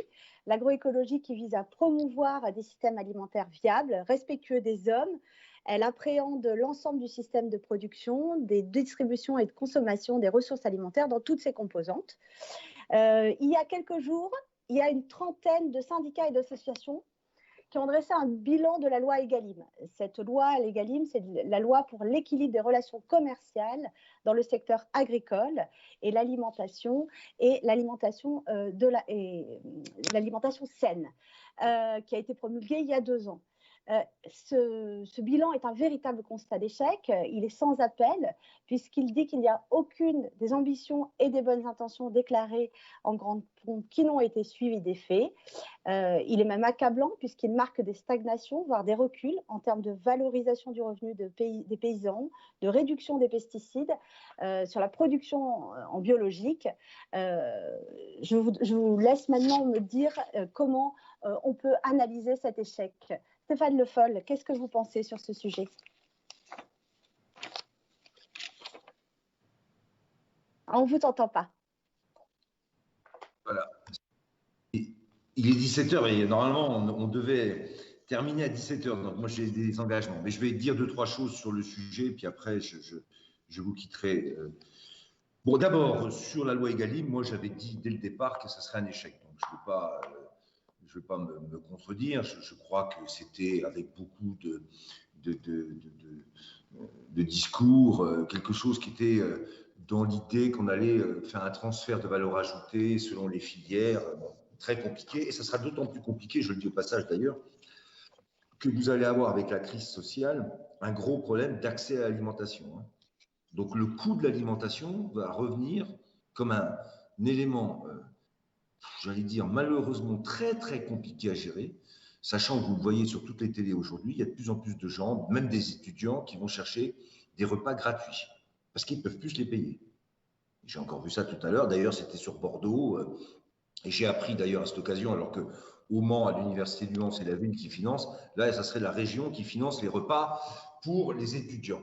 Donc, une grande question, parce qu'on oublie toujours de regarder l'agriculture avec les 2 points sur lesquels elle s'appuie. La production, il y en a 3 même, la production, la transformation et la consommation, les consommateurs. Et l'accès à l'alimentation est un enjeu colossal. On ne peut pas avoir des prix qui soient tellement élevés qu'une partie de la population serait exclue d'un accès régulier à l'alimentation. Et c'est pour ça que la loi Egalim, elle est partie dans un espèce d'enjeu de système qui a débouché sur rien. Je m'en doutais, donc je l'avais dit. Alors après, qu'est-ce qu'il faut faire? Il faut être capable de se dire que contrairement à ce qui a été conçu après la guerre, et même avant, mais surtout après la guerre, avec le plan Marshall en particulier, et ce qu'on a appelé la révolution verte, on a cru que la maximisation des productions, le productivisme, comme on l'appelle, avec beaucoup de machines, beaucoup de chimie, et dans les années 70, beaucoup de génétique, allait régler le problème alimentaire mondial. Ça, c'est la révolution verte. C'était machine, plus chimie, plus génétique, et on développe la production et les rendements, et puis comme ça, on règle le problème de l'alimentation dans le monde. Ça, en partie marché. Mais ça a eu une conséquence colossale, c'est dégradation des sols, pollution des sols, pollution tout court d'ailleurs, et développement de systèmes industriels peu durables, parce que très consommateurs d'énergie, et en particulier d'énergie fossile. Il faut changer complètement notre logique. On doit d'abord, quand on fait de l'agriculture, quand on veut produire en agriculture, s'appuyer sur ce que nous donne la nature. Premier point. Qu'est-ce qu'elle nous donne? Le soleil, la photosynthèse des plantes, c'est le soleil. Donc le soleil. 2, des sols, mais à condition de les entretenir et d'avoir de la matière organique dans les sols. 3, des mécanismes biologiques qui sont très intéressants et qui peuvent être utilisés gratuitement pour protéger les plantes. Je lisais un texte très intéressant sur le blé et l'association blé et agroforesterie, en particulier avec le chêne, sur les hydrates de carbone qui se transfèrent.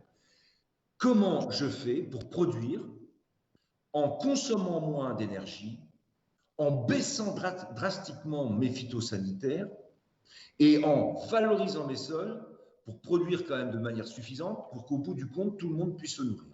C'est ça l'enjeu. L'agroécologie, ça consiste à dire arrêtez d'investir massivement dans de la machine, dans de la chimie et dans de la génétique. Revenez sur un investissement sur les mécanismes de la nature. C'est ce qu'a appelé Michel Griffon à l'époque le doublement vert. C'est-à-dire, je cherche à maximiser le potentiel de la nature pour produire. Parce que là, la vraie question, on en revient à croissance-décroissance. Est-ce que pour régler le problème de l'agriculture et de la pollution agricole, il faut diminuer la production? Si on fait ça, si on diminue, par exemple, comme c'était dit, de 30-35% la production agricole, ça a des conséquences énormes sur l'accès à l'alimentation. Énorme. Alors on pourrait dire, oui, mais il faudrait qu'on mange moins de viande et puis comme ça, on consommerait moins de végétaux et ça serait beaucoup moins cher, peut-être, et encore. Mais après, l'équilibre alimentaire nécessite qu'on soit capable de combiner tout ça. Donc l'agroécologie, c'est moins de capital dans l'agriculture, en termes machines, chimie, génétique, plus d'investissement dans ce qui est gratuit, c'est-à-dire ce que nous donne la nature. Et on maîtrise ces enjeux. Et la loi Egalim, elle n'en a jamais parlé de tout ça. La loi d'avenir que j'avais fait voter avait fixé l'objectif de l'agroécologie pour la France. Elle a été oubliée. Oubliée. Et quand, même avec Nicolas Hulot, hein, et ça, pour moi, c'est la clé du problème.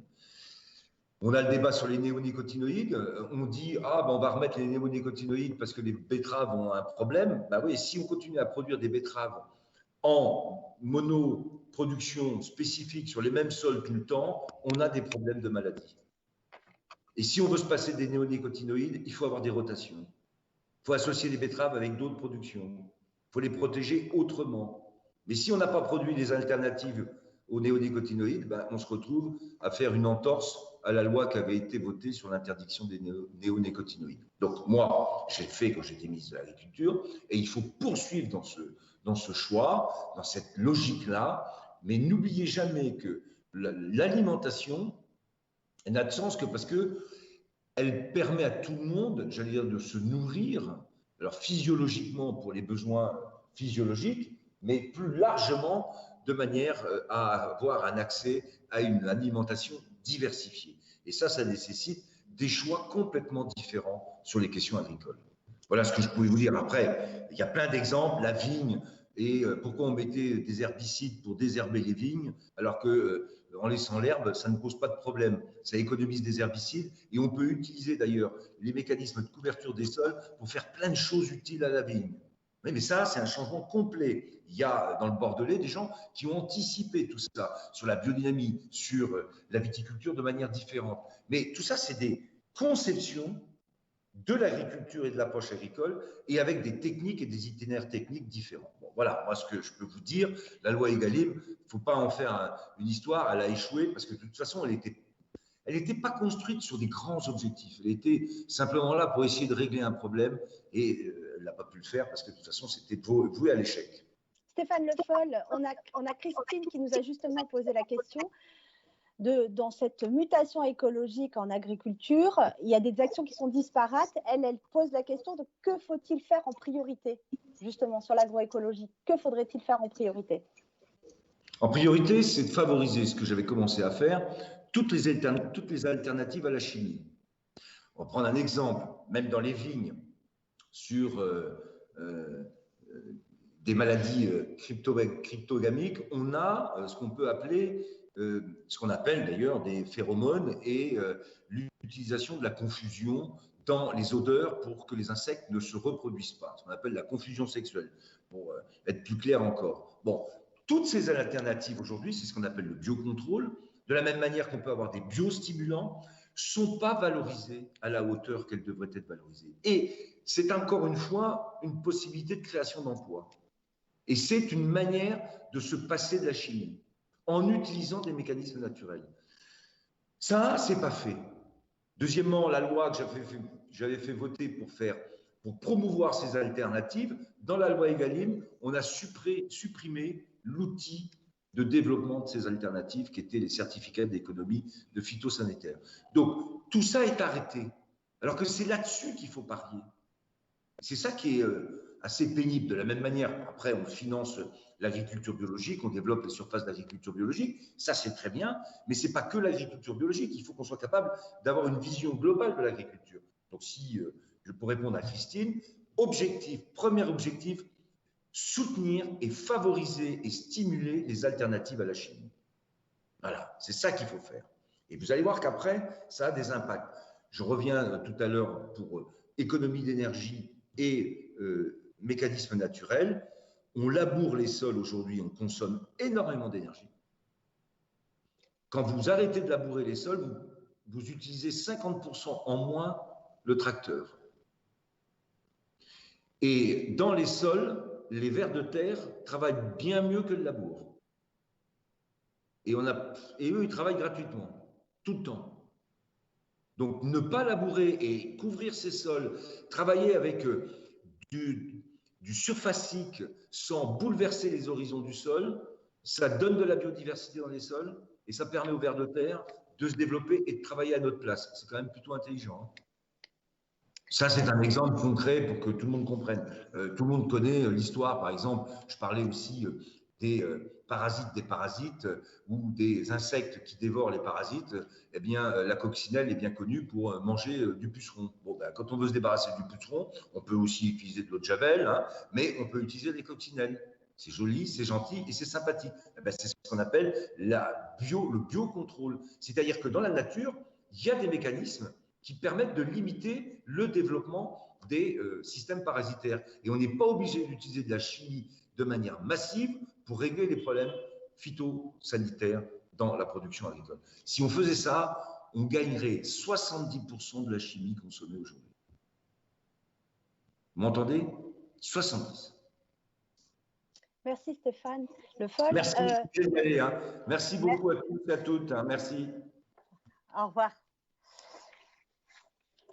Alors, on doit s'adapter, comme vous le voyez. On a pris du retard sur le timing. On a encore plein de questions. C'est une session qui se veut interactive. Alors, on fait rentrer immédiatement un journaliste, puisqu'on a et des internautes et des journalistes qui rentrent. Nicolas César, je crois que vous aviez une question. Vous êtes là? Nicolas César? Oui, je suis là, oui. Bonjour. Bonjour.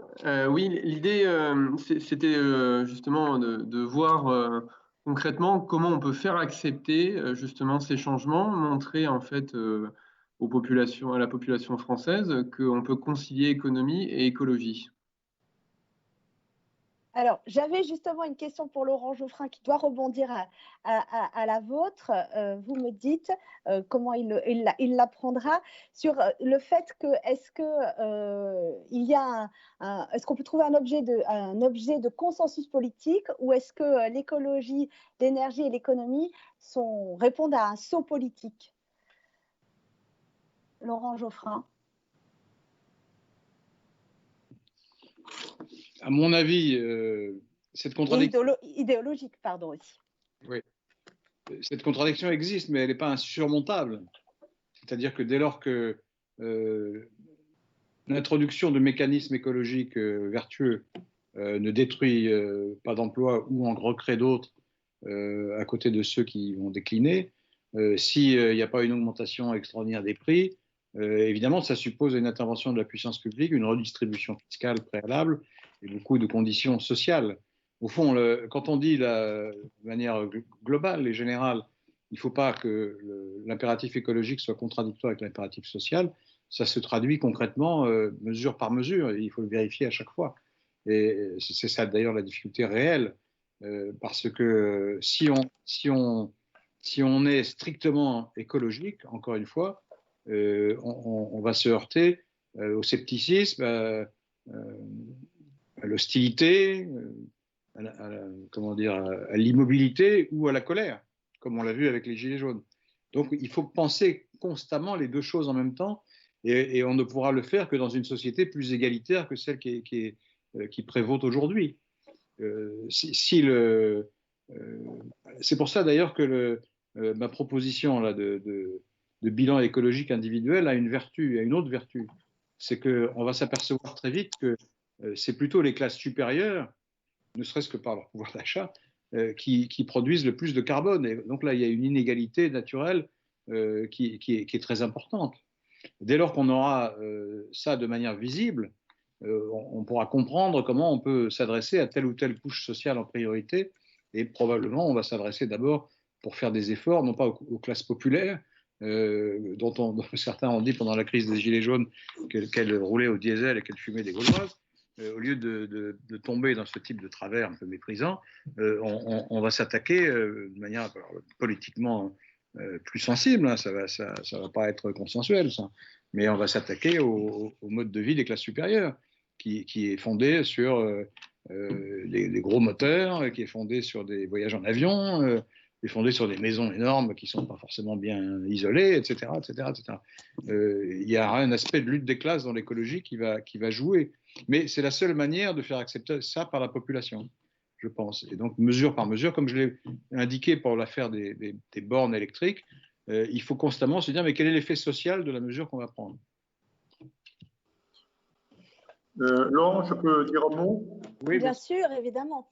Oui, je rejoins tout à fait ce que vient de dire Laurent. Bon, Stéphane est parti, mais je ne voulais pas qu'il laissait croire à tous nos auditeurs qu'il y avait des débats ou des divergences entre nous. C'est simplement qu'on discute. Parce que je crois que le mode de vie, quand je disais tout à l'heure qu'à D12, nous avons notre proposition de faire baisser la climatisation à moins de 21 degrés, ben ça ne touche pas les classes populaires, puisque Stéphane disait qu'il n'avait pas de climatiseur. Donc, ça rejoint plutôt ce que vient de dire Laurent Geoffrin. On verra bien sur qui portera l'effort. Il en est de même des taxes vertes qui seront aux frontières. Bon, c'est cas par cas, comme vient de le dire Laurent Geoffrin. Je crois qu'il faut dire mesure par mesure, parce que comment il y a une grande négociation mondiale qui va se faire entre ceux qui vont rentrer dans la COP21 et ceux qui ne veulent pas, si on veut sauver. Et donc, comment les faire rentrer si on ne met pas ce système-là? Donc, je voulais dire simplement ça, même s'il est parti pour ne pas faire croire qu'entre nous, il y avait des grandes divergences. Par contre, puisqu'on est dans la partie maintenant agroécologie, c'est vrai tout ce qu'a dit Stéphane Le Foll, puisque moi-même, je ne suis pas dans le Bordelais, mais j'ai beaucoup de vignes dans le Languedoc-Roussillon. Et ça fait 3 ans qu'on est passé en bio, ce qu'on appelle en bio. C'est-à-dire qu'on ne met plus de chimie, ce qui proposait. On ne met plus de phytosanitaires. Bon, il y a les coccinelles pour les pucerons, tout ça, on l'a fait. Mais ça, on ne fait plus de labo, donc tout ça, on le fait aussi. Ça n'empêche pas que ça fait des charges. Je rejoins ce que disait Fabienne Rouquayrol tout à l'heure. Il faut faire attention parce que quand on est une entreprise, tout ça, contrairement à ce qu'on croit, ça fait beaucoup plus de charges. Parce que quand vous aviez des produits chimiques, par exemple, quand il pleuvait et qu'il y avait une attaque de mildiou, on faisait un traitement en 1 heure avec un tracteur et on réglait le problème. Maintenant, on n'a plus le droit de faire un traitement chimique. Le seul produit qui est utilisable, c'est le sulfate de cuivre. Et s'il pleut 5 ou 6 fois, eh bien, le sulfate de cuivre il disparaît tout de suite. Et il faut faire 5 ou 6 passages. Et ça coûte beaucoup plus cher. Donc, nous avons en fait, pour être passé en bio, nous avons une augmentation de 40% des charges, alors que pour passer en bio. Donc, il faut que l'État aussi, si on veut cette transformation dans toute l'agriculture, il faut qu'il y ait des aides pour la période transitoire de 3 ou 4 ans. Voilà simplement ce que je voulais rajouter. Merci Jean-Marie. Nicolas César, est-ce que vous aviez une autre question? Non? Non, c'est bon pour moi. Merci beaucoup. D'accord. Oui, alors, si vous pouvez me rebondir sur la question que posait Laurent Geoffrin tout à l'heure, sur l'articulation entre le social et l'écologique. Vous m'entendez? C'est à moi que vous me posez la question? Oui, oui, tu as raison de rebondir parce que c'est lui qui peut parler. J'avais complètement oublié. Non, je voulais ajouter un point, monsieur. Allez-y. Non, ce que j'ai trouvé très intéressant dans le débat sur la Convention citoyenne pour le climat, c'est que vous aviez des gens qui représentaient à peu près la société dans toutes ses composantes et à qui était posée très clairement la question de savoir comment est-ce qu'on articule l'ardente obligation dans laquelle on est de limiter les gaz à effet de serre avec l'objectif qu'on a rappelé, tout en préservant le pouvoir d'achat des classes les plus exposées à la crise. Et dans des discussions qui ont duré un certain temps, mais qui ont permis à une expertise profane petit à petit de fabriquer un consensus, c'est toute la difficulté, comment on fabrique un consensus entre tous ces intérêts contradictoires. Il y a une chose qui m'a frappé, c'est qu'ils ont sorti d'entrée de jeu, et assez rapidement, la question du nucléaire. Pourquoi c'est intéressant? Parce qu'ils sont arrivés au constat que dans l'équation et dans le mix énergétique où le nucléaire contribue à hauteur de 70% encore à ce jour de notre production énergétique, si on sortait de l'énergie nucléaire trop vite, on renchérissait ipso facto les coûts et ça se traduisait bien évidemment de manière négative pour les couches de la population les plus précaires déjà. Donc je trouve que c'est important de voir qu'en réalité, il est possible de fabriquer du consensus à la condition que les enjeux soient suffisamment exposés et que l'on ne réponde pas à une question en introduisant des paramètres qui ne peuvent pas conduire à une solution.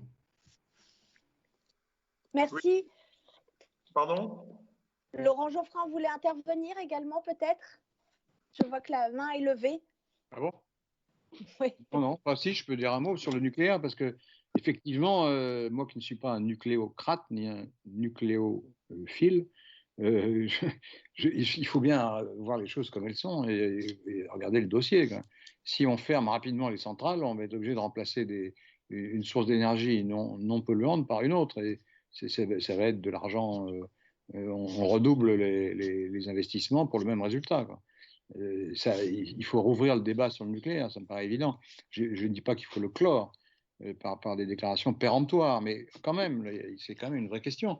La France a un bilan carbone moyen par personne qui n'est pas satisfaisant encore, mais qui est quand même bien moins pire que d'autres pays, notamment les États-Unis par exemple. Et si on se passe du nucléaire très vite, le bilan carbone va exploser. Hein, c'est automatique. Ça.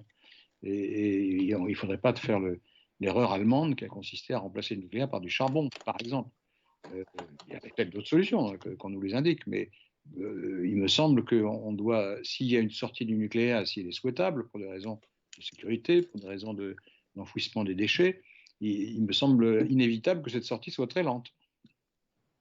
Merci. Alors, oui, avant de conclure. Oui, vous m'entendez là, Laurent? Oui, très bien.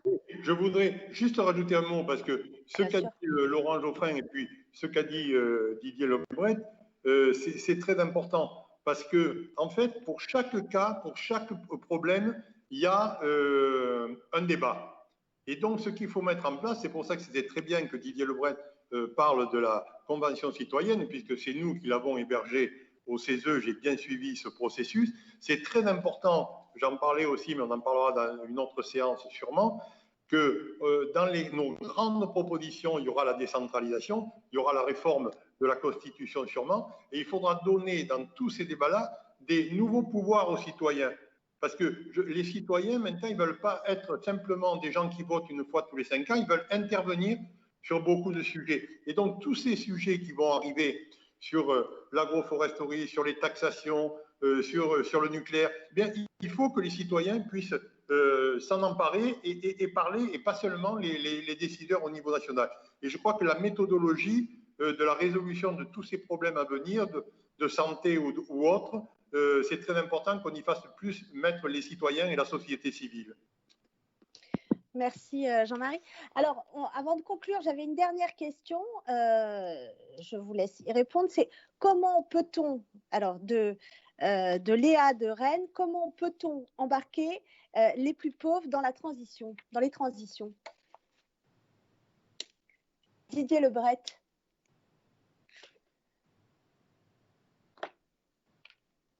On n'entend pas votre micro.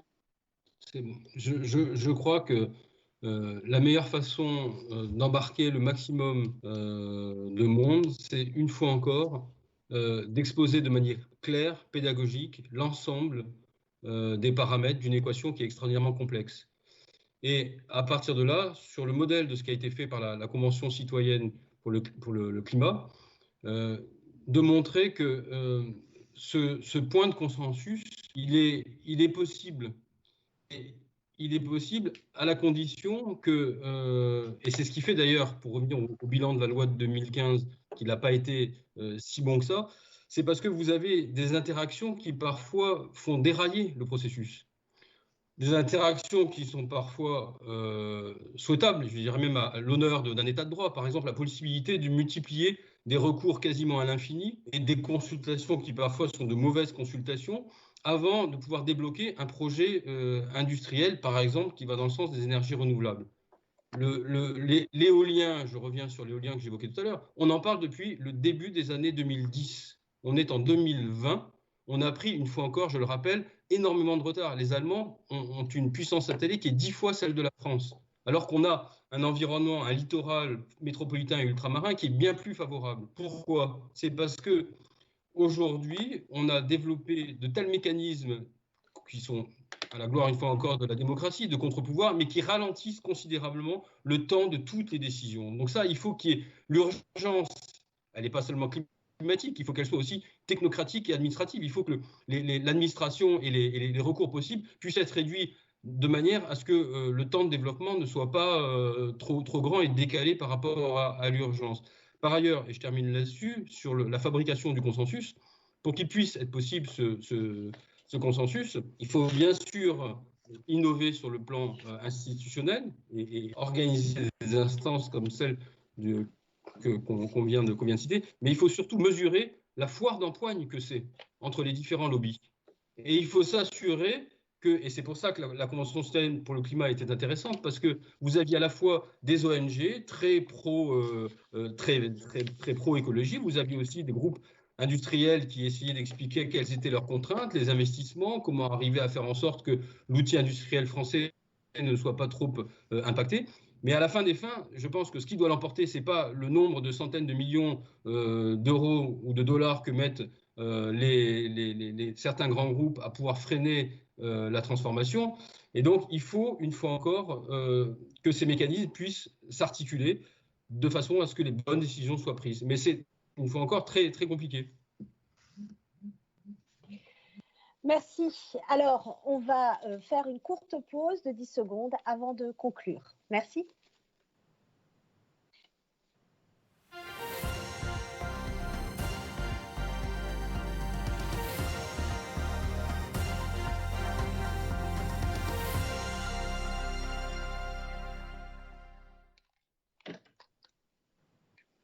Rebonjour, donc on va conclure cette émission qu'on a longuement discuté sur les transitions énergétiques et agroécologiques avec de nombreux invités, des débats intéressants.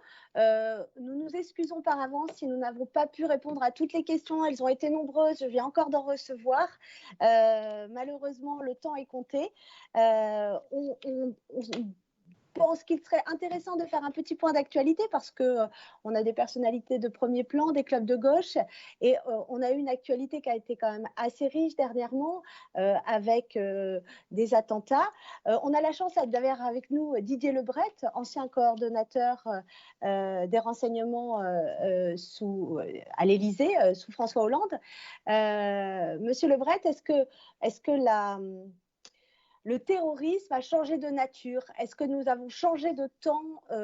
Est-ce que le temps a changé par rapport aux actions terroristes aujourd'hui?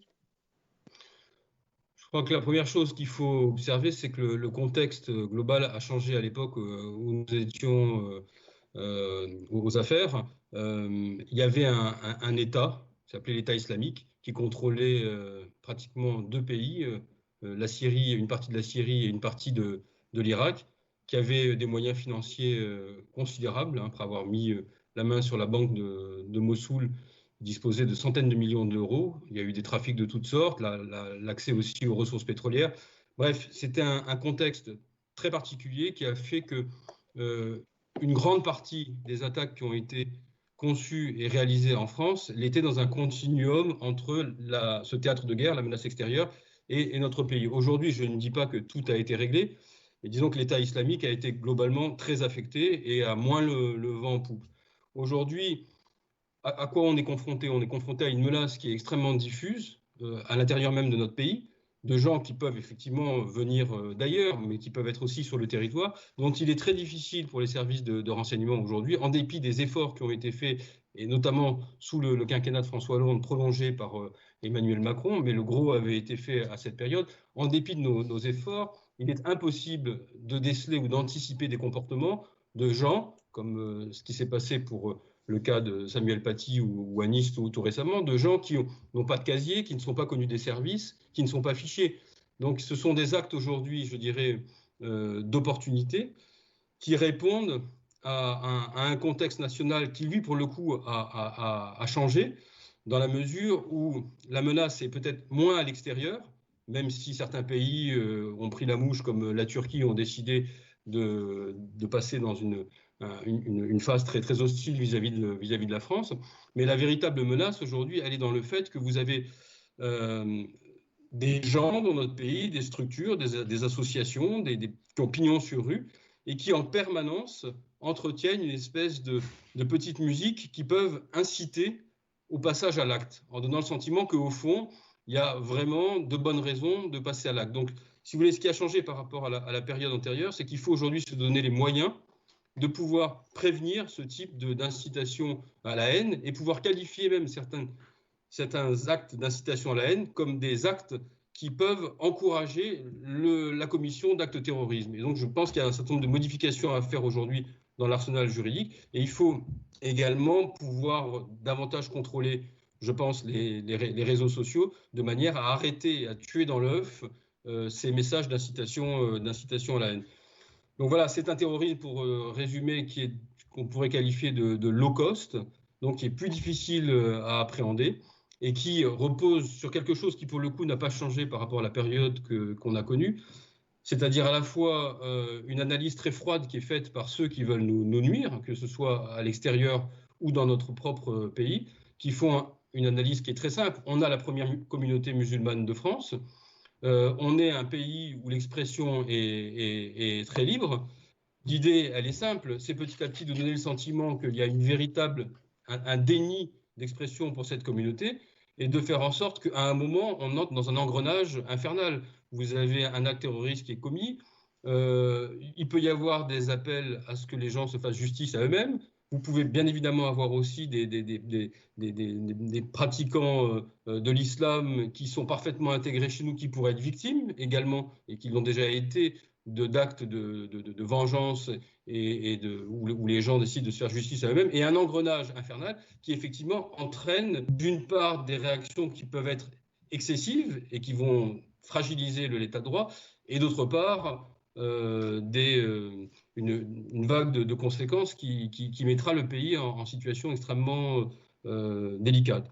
Donc je crois qu'à ce niveau-là, la situation a effectivement changé, et je dirais il est de l'obligation des responsables politiques aujourd'hui de ne pas jeter de l'huile sur le feu. C'est-à-dire que c'est une très bonne chose de s'attaquer à la racine du mal, de fermer des mosquées salafistes. C'est une très bonne chose de renvoyer chez eux des imams étrangers qui prêchent la haine et qui refusent le modèle républicain des libertés constitutionnelles. Mais ça n'est pas une bonne chose d'expliquer qu'on a un problème avec les rayons halal dans nos grandes surfaces. Ça donne le sentiment qu'on veut stigmatiser une partie de la communauté de notre pays. Et on n'a pas besoin de ça aujourd'hui. Donc, à la fois être fort là où il faut l'être et ne pas faire d'amalgame qui serait de nature à enflammer le pays. D'accord. Alors, vous pouvez rajouter quelque chose là? Bien évidemment. Bien sûr, merci. Je ne vais pas, face à Didier Lebret, qui connaît ces sujets beaucoup mieux que moi, et sur cette partie qu'il vient de dire, je suis totalement d'accord avec lui. Quelques modifications juridiques, des moyens nouveaux, la fermeté de la République partout, et pas systématiser une communauté. Et c'est pour ça qu'il y a un deuxième volet, il faut toujours garder les deux coins, c'est que nous, on a une proposition, c'est de faire un conseil national du vivre ensemble, dans lequel il y aurait toutes les sociétés civiles, toutes les associations philosophiques, toutes les régions, et quand il y aurait une décision pour l'intégration et pour la paix, qu'elle soit jusqu'au niveau des quartiers diffusés. Et troisièmement, je crois qu'il faudrait une énorme initiative internationale. Alors nous, on propose le 9 décembre parce que c'était symbolique, c'était la sortie de la loi de 1905, mais sur la laïcité. Parce qu'il n'y a pas que les pays musulmans qui ne connaissent pas ce que c'est la laïcité, il y a aussi tous les pays anglo-saxons qui croient absolument que c'est une interdiction de religion.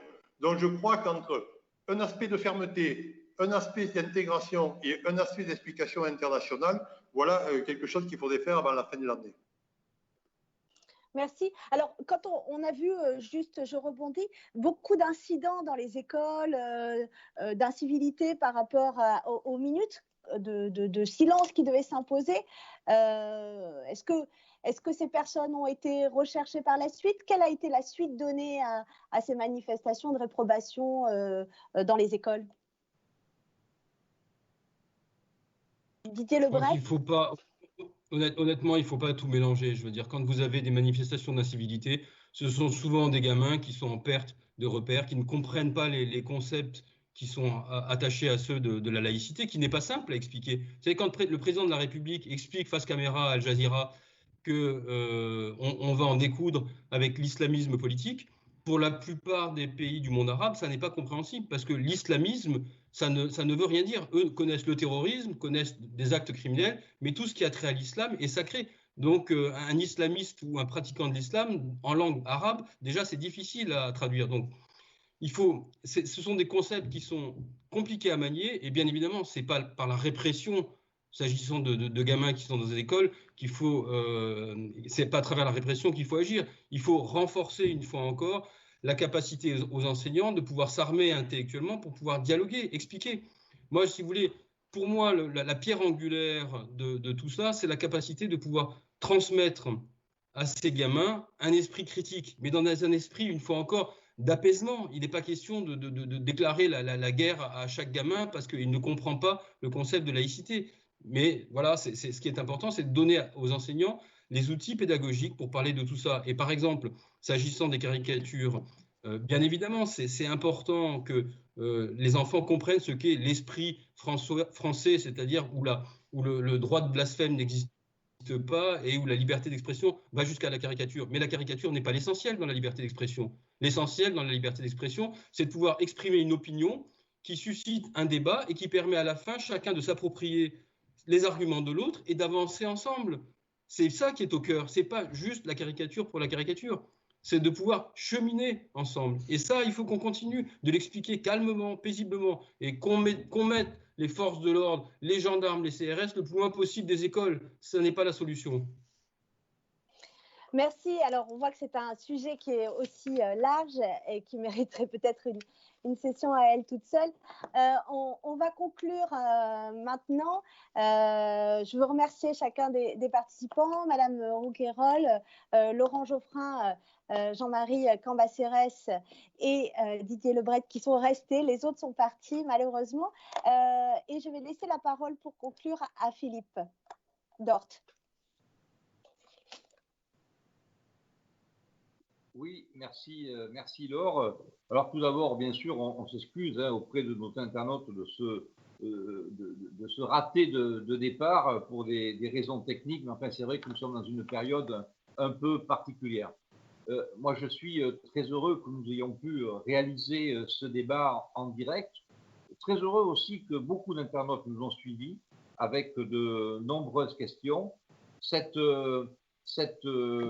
manifestation pourra bien sûr être réitérée avec d'autres sujets. On parlait de la sécurité, mais il y a beaucoup d'autres sujets, l'éducation, la culture, l'éducation populaire. Il y a beaucoup de sujets qui sont importants à traiter. On va peut-être s'organiser entre nous. J'avais émis l'hypothèse de mettre en œuvre entre nous ce qu'on pourrait appeler une coopérative d'idées. Coopérative, c'est un mot qui doit revenir au goût du jour. C'est un mot de gauche. C'est faire en sorte que ceux qui avaient peu, eh bien, se retrouvent ensemble pour créer quelque chose à forte valeur ajoutée. On connaît bien ça dans le sud-ouest de la France avec la viticulture, par exemple. Donc, notre réunion a pu quand même avoir lieu. De nombreuses questions ont été posées, de nombreuses expériences ont été aussi déclinées par ceux qui ont la responsabilité de certaines collectivités. Alors moi, je voudrais quand même, puisqu'on a beaucoup travaillé sur cette réunion, c'est c'est plus difficile d'organiser une réunion en vidéo qu'une réunion en réel, en fait, je me rends compte de ça. Je voudrais remercier particulièrement Luc Le Boussy qui nous accueille sur son site Vu d'ailleurs, et puis Laure, notre animatrice, qui a fait un travail formidable. C'est pas simple, c'est pas facile, et je voulais, Laure, te remercier. Remercier Nicolas Richard Giacobetti, qui est le graphiste qui a organisé tous les documents de promotion et de présentation de ce webinaire. Charlotte Persson, qui est la collaboratrice de Stéphane Le Foll, Paul Melun, Yann Paternoster et aussi Marine de Calbiac, qui a assuré le lien avec nos amis parisiens. Donc voilà, je suis donc très heureux d'avoir pu, avec Jean-Marie Cambacérès, pouvoir faire en sorte que toutes ces personnalités puissent discuter et montrer à nos internautes, montrer à ceux qui nous ont écoutés que nous avons beaucoup d'idées, qu'il y a des gens qui réfléchissent et qu'on est sorti un peu des sentiers battus de ce que l'on peut voir dans les réseaux politiques traditionnels pour essayer eh bien, de créer ensemble les prochains réseaux politiques qui seront peut-être plus à l'écoute ou en tout cas mieux compris de nos concitoyennes et de nos concitoyens. Merci. Merci beaucoup. Bonne soirée. Oui, bien sûr, Jean-Marie. C'est que Philippe Dort a remercié beaucoup de monde, donc je le suis bien sûr, mais moi je voudrais le remercier lui, parce que c'est vrai qu'il avait pris l'initiative de le faire en physique, tout ça à Bordeaux, et que la tendance aurait été plutôt de dire, ben, écoutez, on va prendre une autre date pour le refaire en physique plus tard, et c'est lui qui s'est vraiment accroché à cette idée de le faire par vidéo, et donc je dois le remercier. Et en conclusion, je voudrais simplement dire que dans l'actualité que vous aviez dit, on a parlé du Covid, on a parlé du terrorisme, il y avait aussi les élections américaines. Les élections américaines me renvoient aux élections en France. Les élections en France me renvoient aussi au fait que beaucoup de gens critiquent les partis traditionnels. Il y a beaucoup d'abstention. Et donc, je pense qu'un des thèmes de l'avenir qu'il faudra faire, c'est de réformer vraiment la Constitution française, de redonner beaucoup plus de pouvoir aux citoyens et pour qu'ils soient pour qu'ils aient à nouveau envie de débattre, non seulement de débattre comme on vient de le voir aujourd'hui avec des clubs et tout, ça se fait déjà, mais après de participer à la vie politique du pays et aux prochaines élections. Voilà, merci beaucoup. Merci. Et merci à Philippe et à Jean-Marie. Hein. Merci à Laurent, merci à tout le monde. On reste en ligne puisque nous allons recevoir des journalistes. Mais on ne sera plus en direct. Merci à tous. Merci à tous nos auditeurs. Bonne soirée. Au revoir.